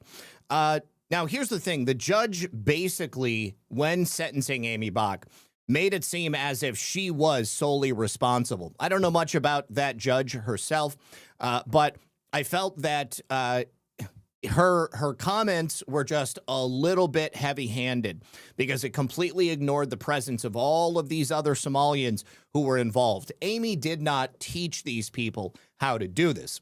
These people were already fraudsters. And the amount of time that some of these people are getting is far less than I think they deserve. There are people who receive more money than Amy Bach, but Amy Bach is pretty much taking the scapegoat as a result. Now, what is interesting is that Ilhan Omar has now, for the first time, spoken out about the allegations that she was involved in the Feeding Our Future scandal. So let's take a look at this. Because as we just said, Amy Bach has said she finds it hard to believe that Ilhan Omar didn't know about this. And of course, Ilhan Omar was connected not only to Amy Bach, but also a number of people who were directly involved in this scam. And it was Omar who personally introduced the so-called Meals Act. That was the Maintaining Essential Access to Lunch for Students. That was in March of 2020. And that's what gave the USDA the authority to issue all of those waivers during the pandemic. Now, she spoke about this, firing back yesterday against any of these allegations that she knew what was happening. She said, any claim that I had knowledge of this scheme is flat out false in a written statement. The Meals Act was signed into law by President Trump and passed with bipartisan support as part of a broader legislative package. Trump's USDA secretary set the regulatory framework during the rollout of the program. I have always championed feeding kids and will continue to ensure our children do not go hungry. She also insisted she was glad that these vile individuals involved in the scam were busted. As I stated from the beginning, stealing millions of dollars under the guise of feeding hungry children to bankroll lavish lifestyles and extravagant expenses is reprehensible. I'm grateful that Amy Bach and every individual involved in this abhorrent scheme are being held accountable for defrauding taxpayers and betraying vulnerable children. Now, as far as I'm concerned, the investigation of Ilhan Omar needs to continue. Now, take a look at this. House Oversight Chairman James Comer says that Ilhan Omar got caught red-handed trying to sneak in a budget earmark for a business that ended up being fraudulent. I believe we've talked about this before, but let's take it a listen and hear from Oversight Chairman Comer. You have not investigated anything. Here's her. Watch. House Republicans looking into the net worth of you and your husband. Are you cooperating with that investigation and providing the documents? There's nobody looking into anything. They're just saying those things to get interviews with you guys. There's nothing really happening. They're saying it's a red flag. He hasn't investigated anything. He hasn't done anything. He hasn't referred me to anybody. He's just saying that so he can get TV interviews because you guys will only talk to them if they say something about me. Says you haven't investigated anything, Chairman. It's basically all for attention. Yeah, she's delusional and she knows better. She's trying to say she made a mistake on her financial disclosure form. No one makes a $30 million mistake on your financial disclosure form, especially if you don't have any assets. You know, if you're Donald Trump or some very wealthy person, 30 million might be a rounding error. But for someone who alleges now she has nothing, that's a pretty big rounding error. And it all stems around two basic things, the problem she has. First of all, she asked for an earmark for a project that was later proven to be a fraudulent project that was involved in that Somali scam up there. And then secondly, she claimed her assets were huge because of this winery that we know has been shut down that, according to rumors and press reports, was defrauding investors. Yeah, Congressman, thank you for your time. So Ilhan Omar is currently under investigation, not only by the Ethics Committee, but she's also under investigation by the Department of Justice. So I am still holding out hope that Ilhan Omar will be prosecuted, denaturalized, and ultimately deported. Now, I just thought this was cute. Here is a picture of Nick Shirley flying to Minnesota with Dr. Oz as they were about to give that major press conference. Now, that announcement ended up being the indictment of 15 new Minnesota fraudsters in what is essentially a newly discovered $90 million fraud scheme. So earlier this morning, I believe it was like 11 a.m. Minnesota time, the announcement was made of these 15 indictments against these Minnesota Somalians in a shocking $90 million bust. The Assistant Attorney General, who, of course, was recently appointed to lead the entire fraud division, Colin McDonald, made this announcement only after the sentencing of Amy Bach. Today, we are announcing criminal charges against the 15 defendants in Minnesota for fraud schemes that targeted over $90 million in taxpayer funds. This is only the beginning of our work in Minnesota because the fraud here in Minnesota is shocking. Today's charges are unprecedented. They include the highest loss amount ever charged in a Medicaid case in Minnesota and the largest autism fraud scheme ever charged by the Department of Justice. Now, we have several clips here that I wanted to play from this announcement. It will be of RFK and Colin McDonald talking about the size and the scale. Also, one of the individuals that they charged, as they were going to arrest him, jumped out of a 4-story building. Looks like he broke his leg, and he still got away. These guys are slippery. So Colin McDonald said that these Medicaid fraudsters would systematically pilfer the Medicaid system and used it as their personal piggy bank. Let me be clear about something. This is only the beginning. The Housing Stabilization Services Program was designed to help homeless residents find and keep housing. This is one of the examples of fraud that they were committing. The program was initially estimated in 2020 to only cost about $2.5 million a year, but because of these fraudsters, it ballooned to more than $104 million by 2024, and all of it is attributable to fraud. The man who jumped out of the 4-story window was Mohammed Omar, go figure, and they are still looking for Mohammed Omar. Take a look at the video of him jumping from the window. It's back. If you didn't get a chance to get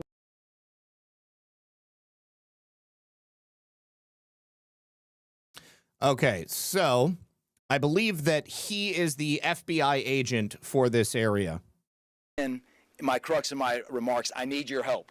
On the screen, you will see a subject. Depicted on the screen here of an individual who was a target of the investigation this morning. That individual is currently on the run after having jumped out of a fourth-story balcony. I want you to get a good look at him right now. You'll see him. You'll see him running here. He is currently on the run. We need your help. If you recognize this individual, if you know this individual, if you can provide any information related to this individual, I would encourage you to call 1-800-CALL-FBI, CALL FBI. Did you see his ankle was dangling, man? So if he jumped out of a 4th-story balcony, there were probably 3 additional stories of balconies below. He probably jumped down, maybe fell off of one and then hit the ground pretty hard. Todd Blanche was also there. And he said that today in Minnesota, the Justice Department charged these 15 individuals involving $90 million in loss. The criminals allegedly stole from our country's most vulnerable. This was wide-ranging. Autism services, disabled services, homeless services.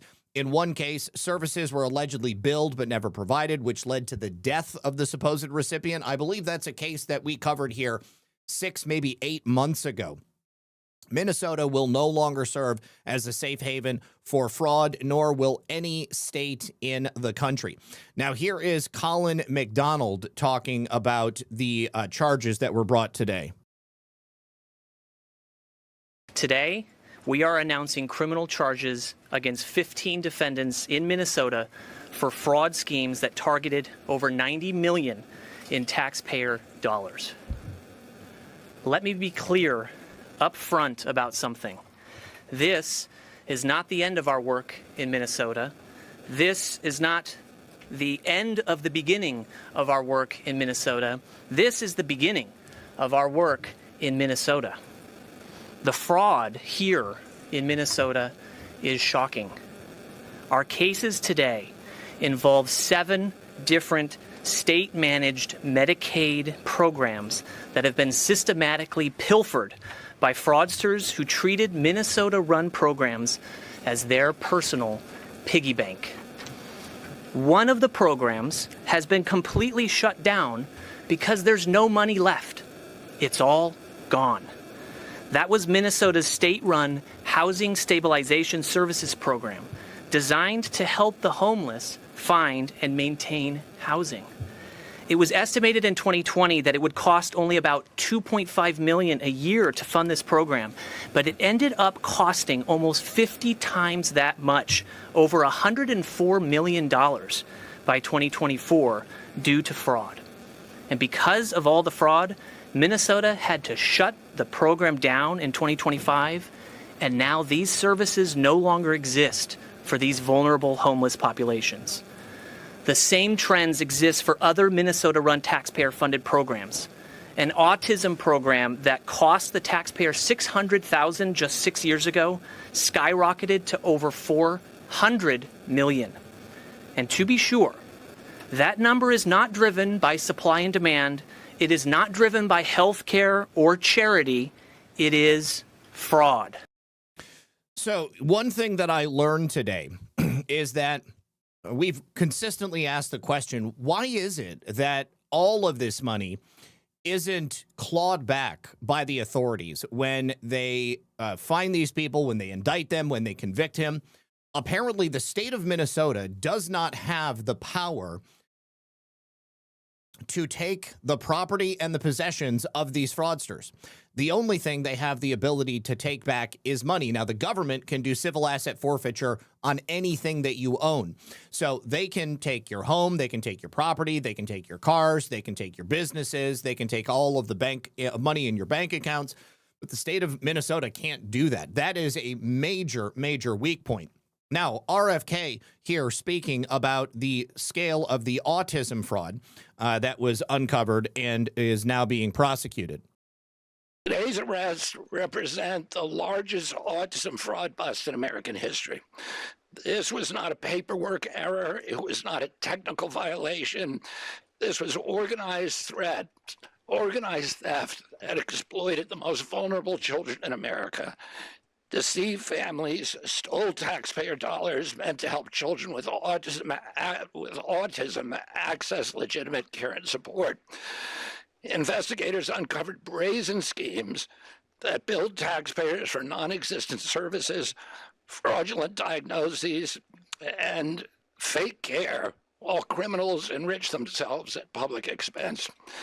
Every fraudulent autism diagnosis steals time, care, and resources from the children for whom this program was denied and who desperately need this care. Families with autistic children already face enormous challenges navigating therapies, specialists, and support systems. Fraud makes those barriers even steeper. America is facing a real autism crisis. Today, approximately 1 in every 31 children is diagnosed with autism spectrum disorder. Medicaid finances a significant share of autism-related services nationwide, and spending has risen dramatically over the last decade, and a lot of that spending is because of fraud. When criminals exploit these programs, taxpayers lose billions, and vulnerable children lose their access to care. Healthcare fraud now costs the United States tens of billions of dollars every year. Some estimates place the broader cost of healthcare fraud and improper payments at $100 billion annually. And undoubtedly in these particular instances, because these are federal charges, there will be a clawback of as much money and as much property as possible.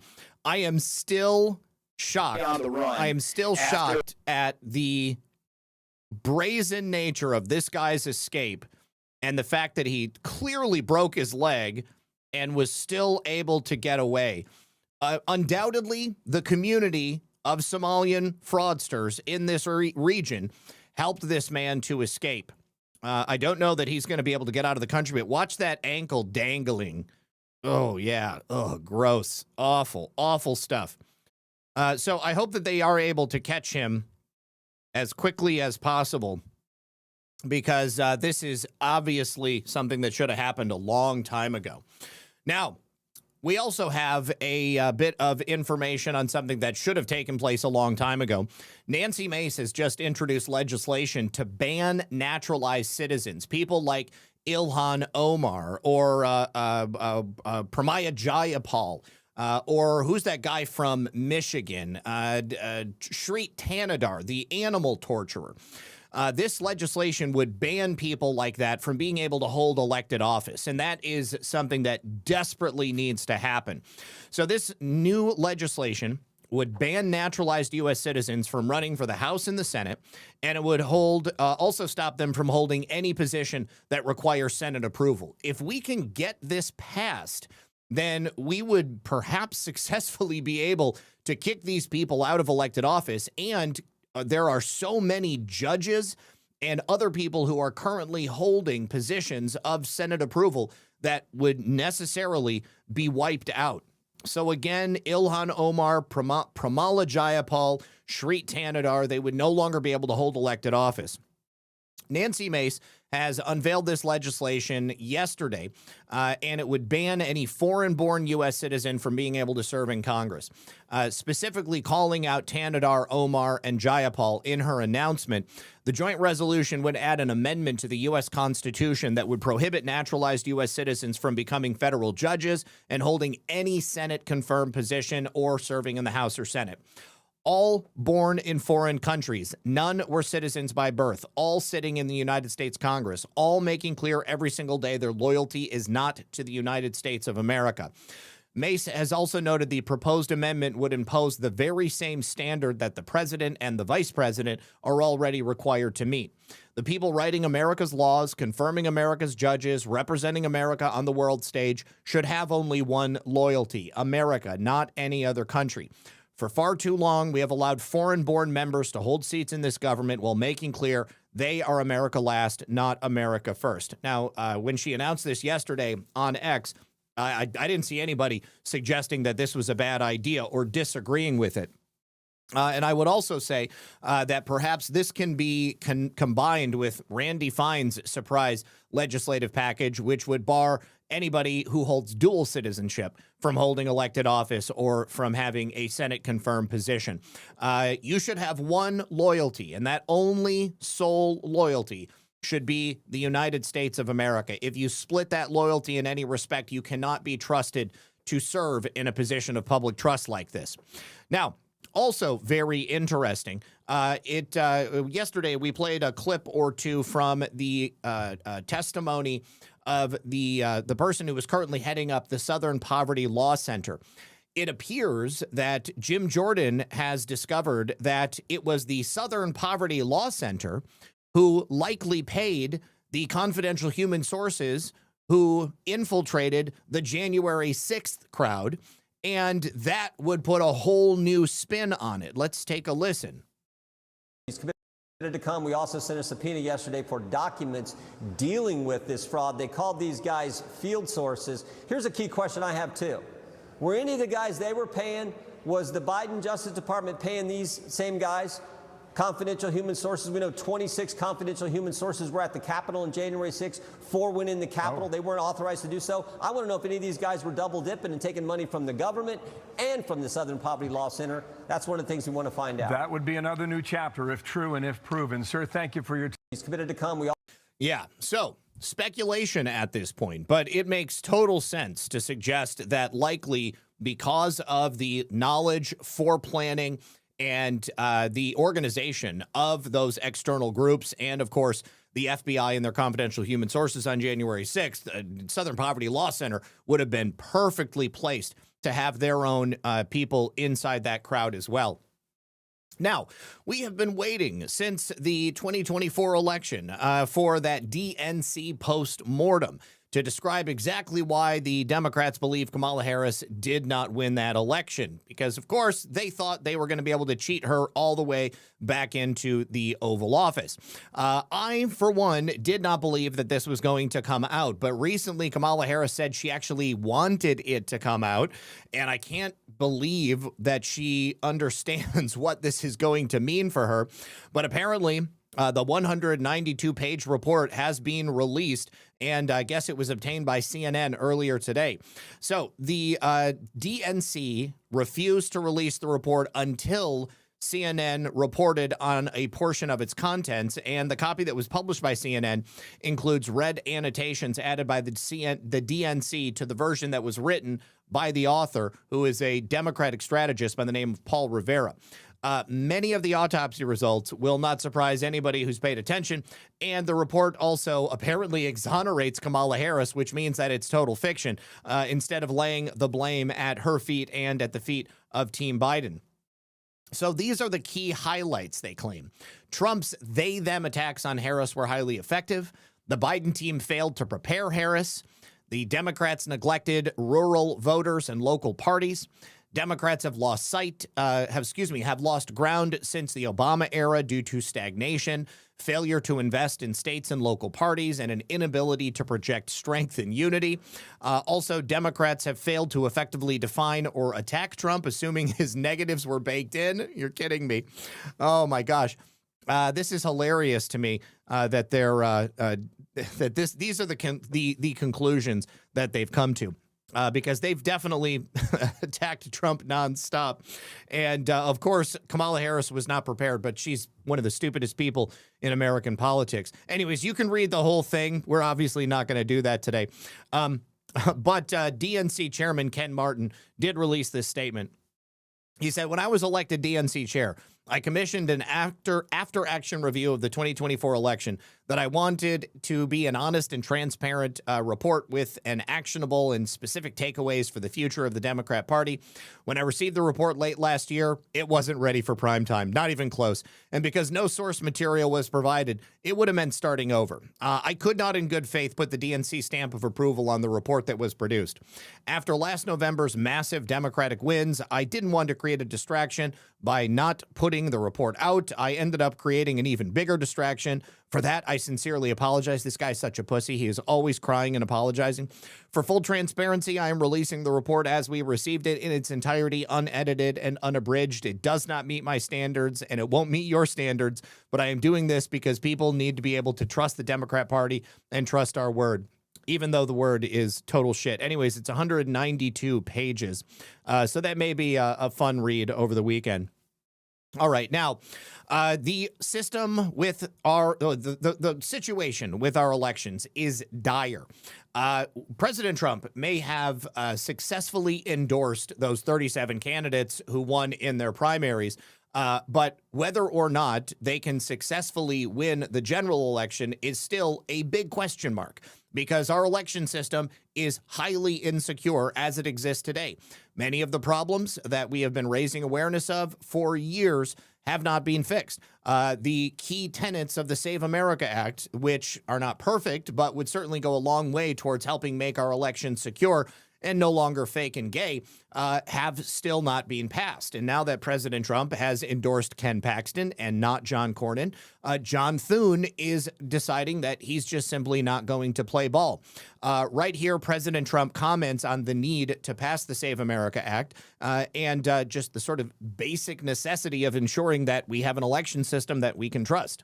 I think the elections are so rigged, and we have to do something about it, and we're going to do something about it. But we cannot continue to have, and frankly, the Senate and the House, they ought to get together and they ought to pass the Save America Act so that you have voter ID, and it's so important you have proof of citizenship, little thing like proof of citizenship, and also mail-in voting, which is so crooked. So in Maryland, as you probably saw, they had 500,000 mail-in votes that were corrupt. They were corrupt. They said the printer made a mistake. Don't believe that. And they got caught with 500,000 mail-in ballots that were corrupt. We've got to stop it. We have a country that has a very corrupt, we have more corrupt elections than third world countries have. And we ought to get smart. Pass the Save America Act. That'll be a long way. You have voter ID, voter identification. The Democrats don't want to pass. Now, I'll tell you what, the Democrat voters do want to pass, 87%. But the Democrat politicians don't want to pass. And the reason is they'd never be elected again, because with their policy of open borders, transgender for everyone, I call it transgender mutilization of your children for everybody, men playing in women's sports, all of the stuff that they do, high taxes. They want a tax hike. They voted in favor of high taxes. They voted against a tax cut. They voted in favor of men playing in women's sports. I don't know what these people are thinking. The only way they can win is to cheat, and that's what they want to do. And we ought to pass the Save America Act. Yeah, please. Yes. All right, so this is notable because John Thune made the decision today, rather than passing anything that President Trump needs or has requested as part of his agenda, he is once again sending the Senate on recess, which means they're going away for another 10-day vacation. They still have not funded ICE and Customs and Border Patrol. They're going to miss the June 1st deadline. Obviously, they're not going to be passing the Save America Act. What the hell is it going to take? Of chaos on Capitol Hill as Senate Republicans are now set to go home until June. That's significant because that now puts them on course to miss a June 1st deadline that was set by President Trump to pass a reconciliation funding package to give money to both ICE and CBP. For more on that, we're going to send it out to Fox News Chief Congressional Correspondent Chad Pergram on Capitol Hill. Chad, it sounds like things just completely fell apart today. Fill us in. What happened?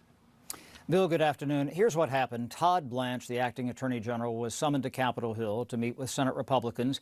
They had a lot of concerns about this compensation fund, and they were going to have to go through what's called a vote-a-rama, a lengthy vote series where Democrats were going to put Republican senators on the record on every single vote here voting on something related to that compensation fund. And there were some Republicans who had a lot of reservations about this, too.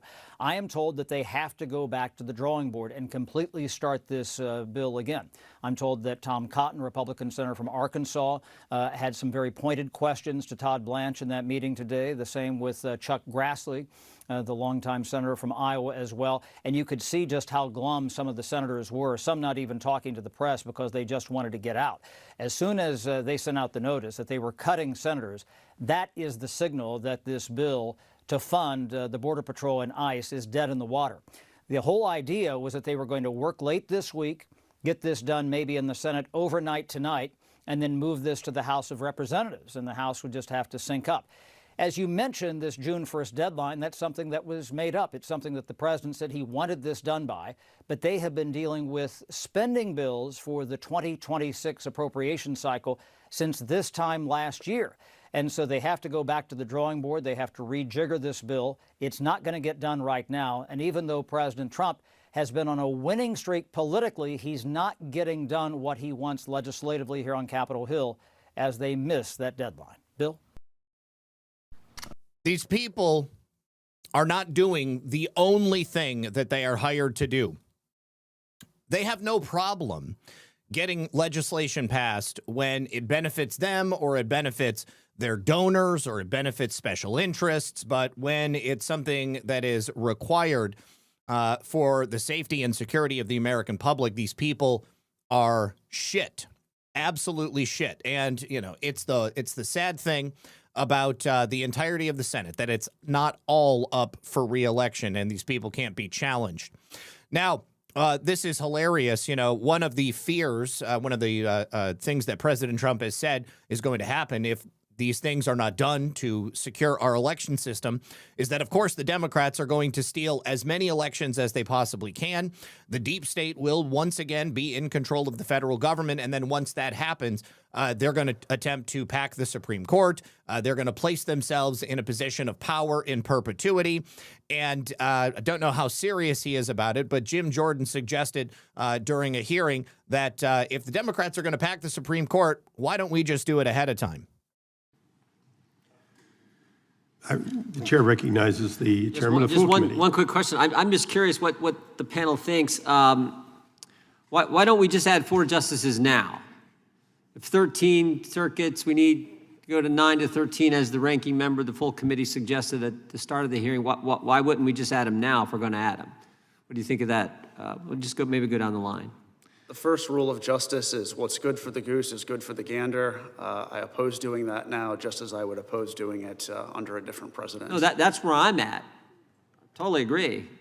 But it seems to me if we're going to do it, and 13 is some important number that we got to get to based on the number of circuits, then we should, if we're going to do 4, do it now. Mr. Bowie, would you support doing that, doing 4?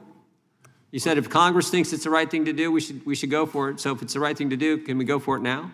Well, I agree with the principle. It's in your prerogative. You have the prerogative to determine how the Supreme Court works. The court did not descend from on high in its current form in the palace across the street.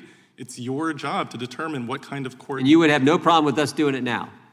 Look, I disagree with many of the policies that come out of Congress right now, but I really have faith in your ability to live up to your office. And I think that you have the authority to determine what kind of justice we want to see in this country. That's great. I think I know what Professor Ross and Mr. Scherer's answer is as well, which is where I'm at. But yeah, I would oppose any expansion of the court. Yeah, see, anybody who would seek to expand the court once, they are the ruling party. Of course, they're not going to want anybody else to do it. It's one of the reasons that we need to make sure that this shit gets fixed. Anyways, there is time, but of course, everybody's feeling the pressure. Now, in regards to the elections, interestingly, Governor Abigail Spanberger of Virginia just signed an executive order to keep ICE away from polling places. Now, why in the world would you want to keep ICE away from polling places? Well, if you know that the illegal alien population of your state are going to be showing up to vote on Election Day, well, you would definitely want ICE to remain as far away from those polling places as possible, even though they continually tell us that illegal aliens don't vote. We continue to find that, of course, it actually happens probably a lot more often. Happens a lot more often than they would like to admit. But they want the ability for those illegal aliens to vote. That's one of the main reasons that they continue to keep these people on the voting rolls. It's another reason they don't want the DOJ to get a look at the rolls themselves or to have them cleaned up. So Abigail Spanberger said on Tuesday she plans to issue an executive order yesterday to help election workers respond if federal agents show up at polling sites. She was at a press conference hosted by the Center for American Progress, which is a think tank that is 100% deep state. And she said that the order would include details on how Virginia state employees or people working in support of Virginia's state-run elections can react to, and in this particular case, federal agents who might be appearing at a location where the worry is that they're principally there to intimidate or scare people. The only people who are afraid of ICE are illegal aliens. Some election officials and Democrat politicians are worried that President Trump, who routinely makes comments like this, might so-called interfere in the midterm elections, which are run by the state, but the state is allowing illegal aliens to vote. So here is Abigail Spanberger talking about her executive order. She says exactly what I said as well. But the Virginia GOP said that she just doubled down on her assault on election integrity and American sovereignty. Spanberger hasn't lifted a finger to protect law-abiding Virginians, but she is moving mountains to protect criminal illegal aliens and allow them to continue voting. That is her number one goal. All right, before we continue with the next story, I have one more final message from our friends over here on Rumble. You guys, I'm sure everybody here has heard about crypto, but this is something that I think a lot of people have missed in the conversation about it over the years. Crypto was not created for some nefarious purpose, but it was created so that you could contain and control your own money. Because after the 2008 financial crisis, Bitcoin was designed as an alternative to banks. So instead of a bank holding onto your money and delaying transfers or limiting your access to your funds, you would be in control of that money. And if you've ever had to wait for a transfer to clear, you've probably felt that sting. But fast forward to today, pretty much everybody knows about crypto, but maybe some still feel that it's too complicated to get started. This is why I do like the Rumble wallet. It takes all the complexity out of it. It makes it very simple, and you can choose what you want to do. You can buy Bitcoin, dollar-backed stable coins, or even digital gold, which is backed by real gold. It's not complicated to set up. It connects to your Rumble account, and it connects to MoonPay, so you can use your credit card, your debit card, or your bank account. You'll be up and running in minutes. And then once you get set up, you can even use it to support content creators on Rumble, like myself or others on the platform. So you can do this pretty easily. Take your phone, scan that QR code on screen, or just click the link in the description, and you can easily download the Rumble wallet. And then from there, you get your wallet set up, you tap buy, and you're in the game. And in just a few minutes, you can go from hearing about crypto to actually owning some. Thank you very much to Rumble. All right. Now, I also do have a couple of Rumble rants. Chafed Bum says, am I surrounded by illegals? C. El Guapo.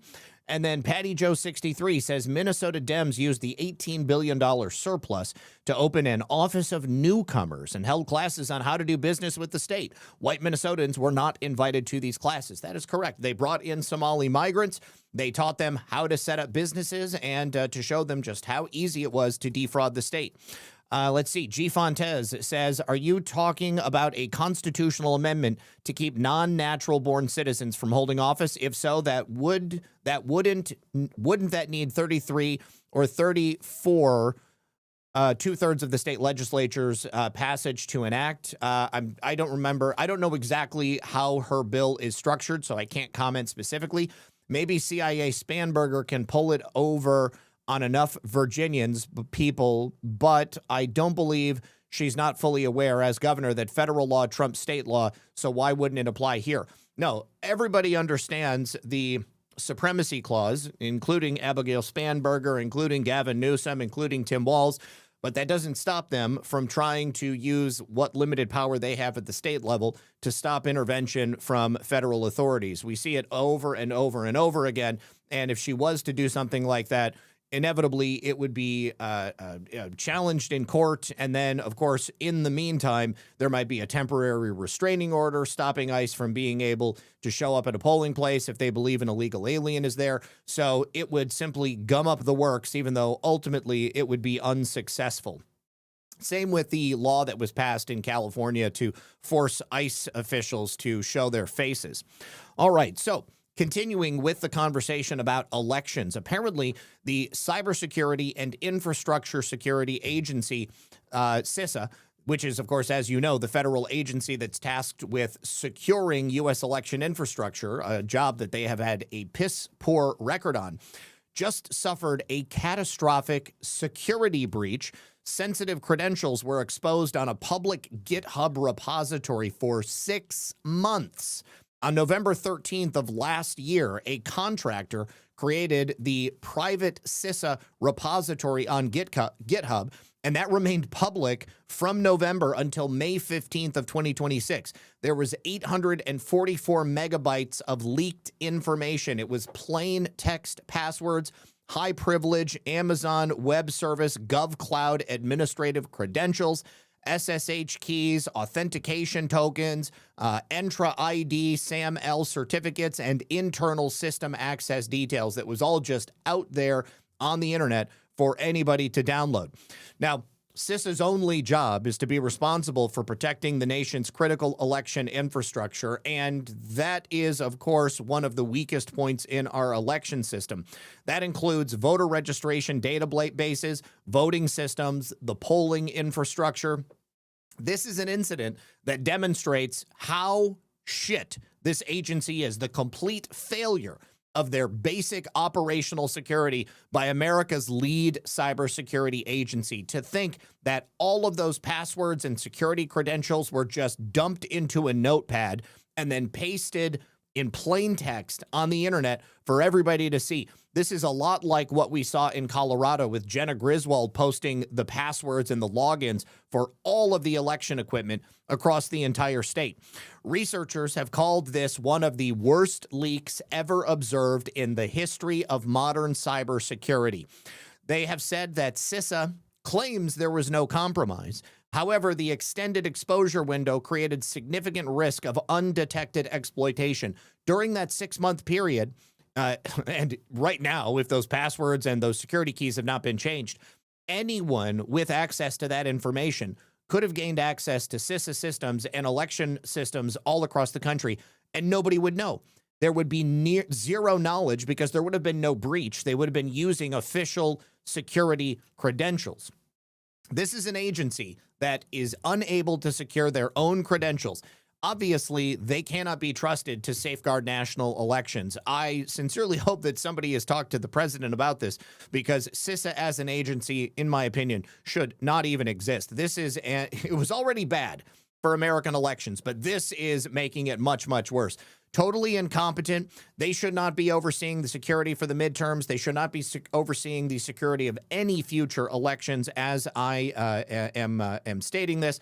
And you can find the entirety of this information through the article that was referenced here, which is entitled "The Worst Leak I've Ever Witnessed," about CISA pasting their credentials on a GitHub repository. Absolutely insane. This is what we're dealing with here. All right. Now, also, considering that Abigail Spanberger wants illegal aliens to vote in Virginia elections, it should surprise no one that Karen Bass also wants illegal aliens to vote in California elections, and she just admitted it during a panel with Politico. Councilmember Hugo Soto Martinez, who has endorsed you, he wants to explore ways to let non-citizens vote in city elections. I know that there are some cities that already do this, but politics is all about timing. With Donald Trump in the White House, is this the right time for Los Angeles to go down this path? Well, I think we need to explore it. Now, I've not seen exactly what he's calling for. I have a little familiarity of what happens in other cities. And for example, some cities will allow people to vote in like city council and school board elections because they pay local taxes, but they are not necessarily undocumented. They might be here completely legally, but have not finished the citizenship process. So we'll wait and see. But I mean, some questioned that around sanctuary cities too.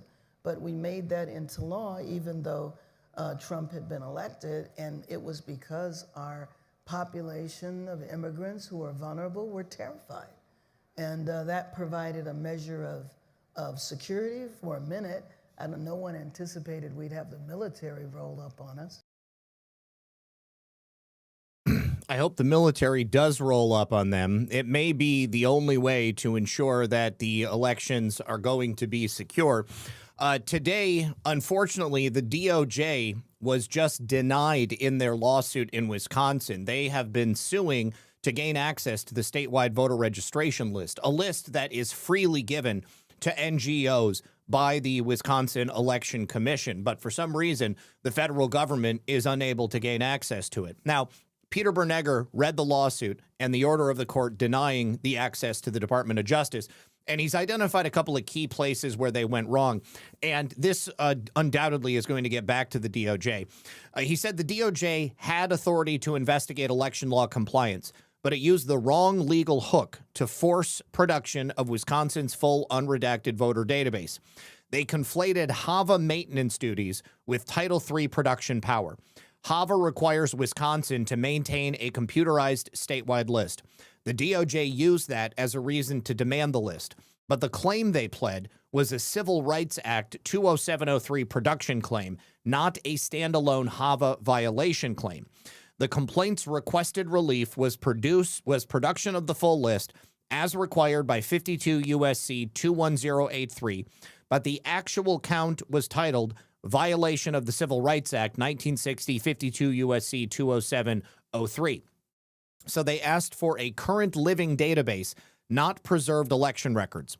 Title III structure is about retaining and preserving election-related records for 22 months after an election.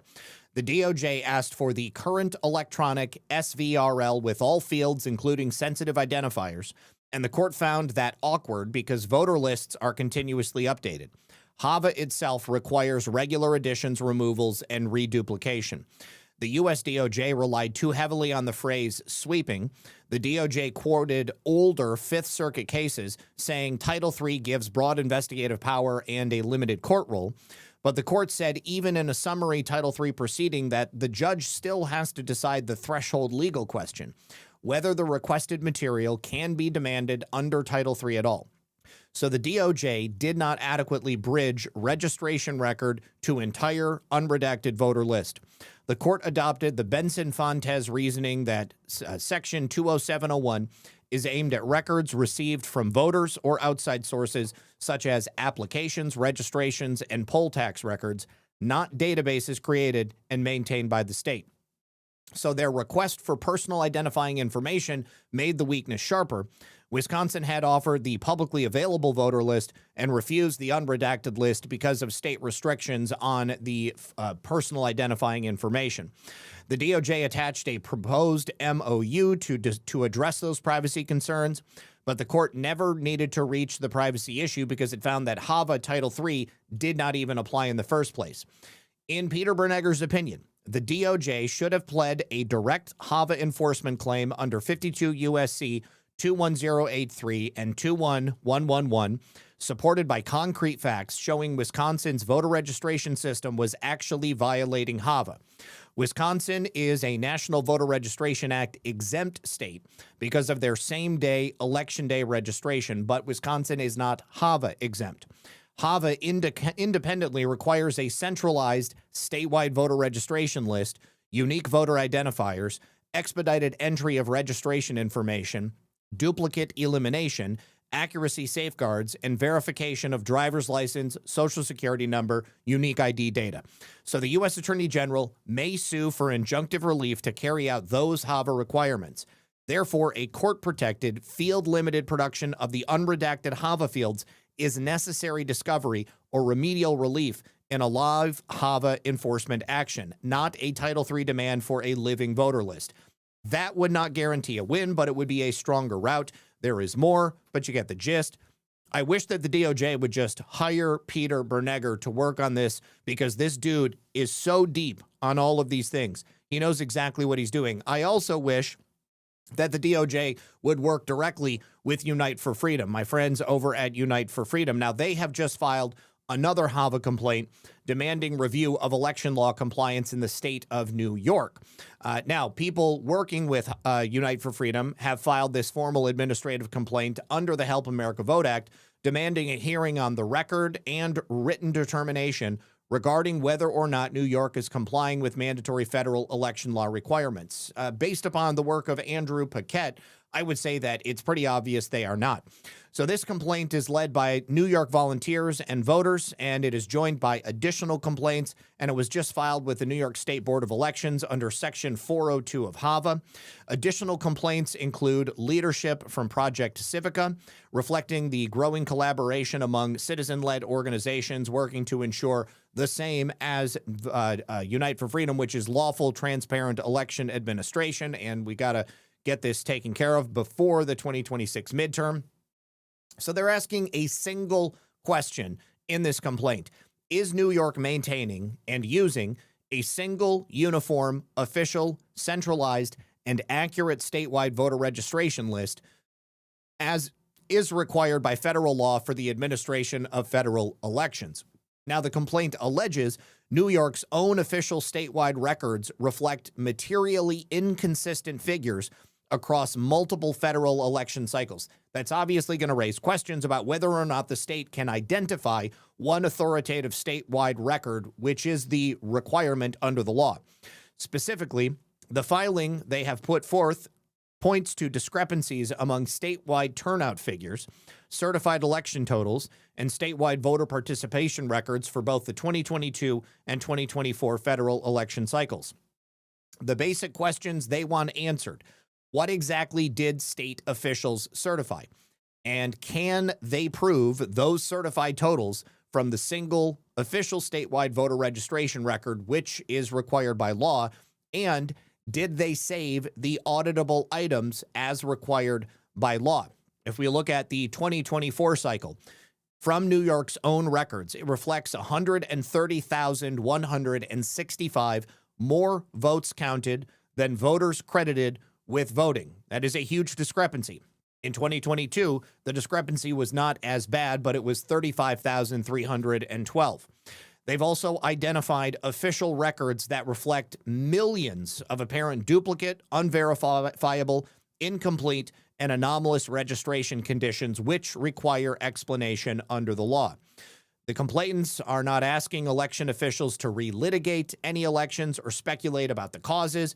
They merely are asking for a lawful administrative review, a formal evidentiary hearing, identification of the official statewide record as required by law, and the reconciliation of the state's own reported figures. So the filing follows successful HAVA enforcement actions that have taken place in other states. In Missouri, a citizen complaint secured judicial recognition of her right to proceed under the HAVA administrative complaint process after state officials had attempted to block her review. Missouri was ordered to provide the process federal law requires, and that included a formal hearing on the record. In Colorado, a similar HAVA complaint advanced to public administrative review and reflected growing citizen use of HAVA's federally mandated enforcement process. So what we see is a trend of average everyday citizens using HAVA's federally mandated enforcement mechanism to demand accountability and compliance with the law under those statutory rules. Federal election law is not optional. Harry Horry, a friend of mine who has been on the show a number of times before, he's the chairman of Unite for Freedom. Congress required states to maintain specific systems, records, and procedures to secure safe, accurate, and honest federal elections, and you, as citizens, have every right to demand compliance when official records raise serious unresolved concerns. So the requests from this complaint are that they are looking for acceptance of the compliance under New York's HAVA process. They want a formal hearing on the record. They want a written determination regarding compliance with federal law. They want identification of the authoritative statewide voter registration record. They also want identification of the related voter histories. They want reconciliation of conflicting statewide official figures. They would like preservation of relevant statewide records, audit logs, and change history records, and corrective actions if violations are found. We already know the violations exist. So essentially, this will lead to the fixing of the New York statewide voter registration database. Under HAVA, states that accept federal election funding must maintain an administrative compliant process allowing citizens to raise allegations of violations under Title III. This New York filing represents another use of the powerful federal accountability framework, and as these similar efforts have proven to be successful in Missouri and Colorado, citizens do not need permission to insist that election officials comply with the law. So glad to see that Unite for Freedom is helping these citizens and voters in New York, Colorado, Missouri do this. We need to do it as quickly as possible because this appears to be completely within the boundaries of what is legally required and acceptable, and it forgoes the need for major legal actions at the court level. It also doesn't allow for these things to get bogged down in court or for people to be told that they can't ask these questions or demand accountability. It's there, it's in plain English, and this is the only way to proceed, I think. Who is Kyle Busch? Rest in peace, Kyle Busch. I don't know Kyle Busch, you guys. Who is Kyle Busch? All right, so let me say thank you to Emerald Dragon. Space Force should be running election security, in my opinion. They may already have some aspect of it that they are doing, but of course it's an intelligence agency, so they won't come out and say it publicly.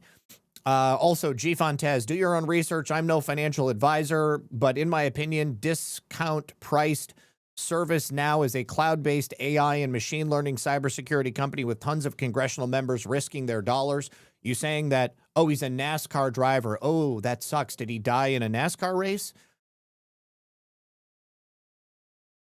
Well, I'm sorry to hear that. That's awful. All right, so you're saying that Congress is buying ServiceNow. Okay, yeah, that makes sense.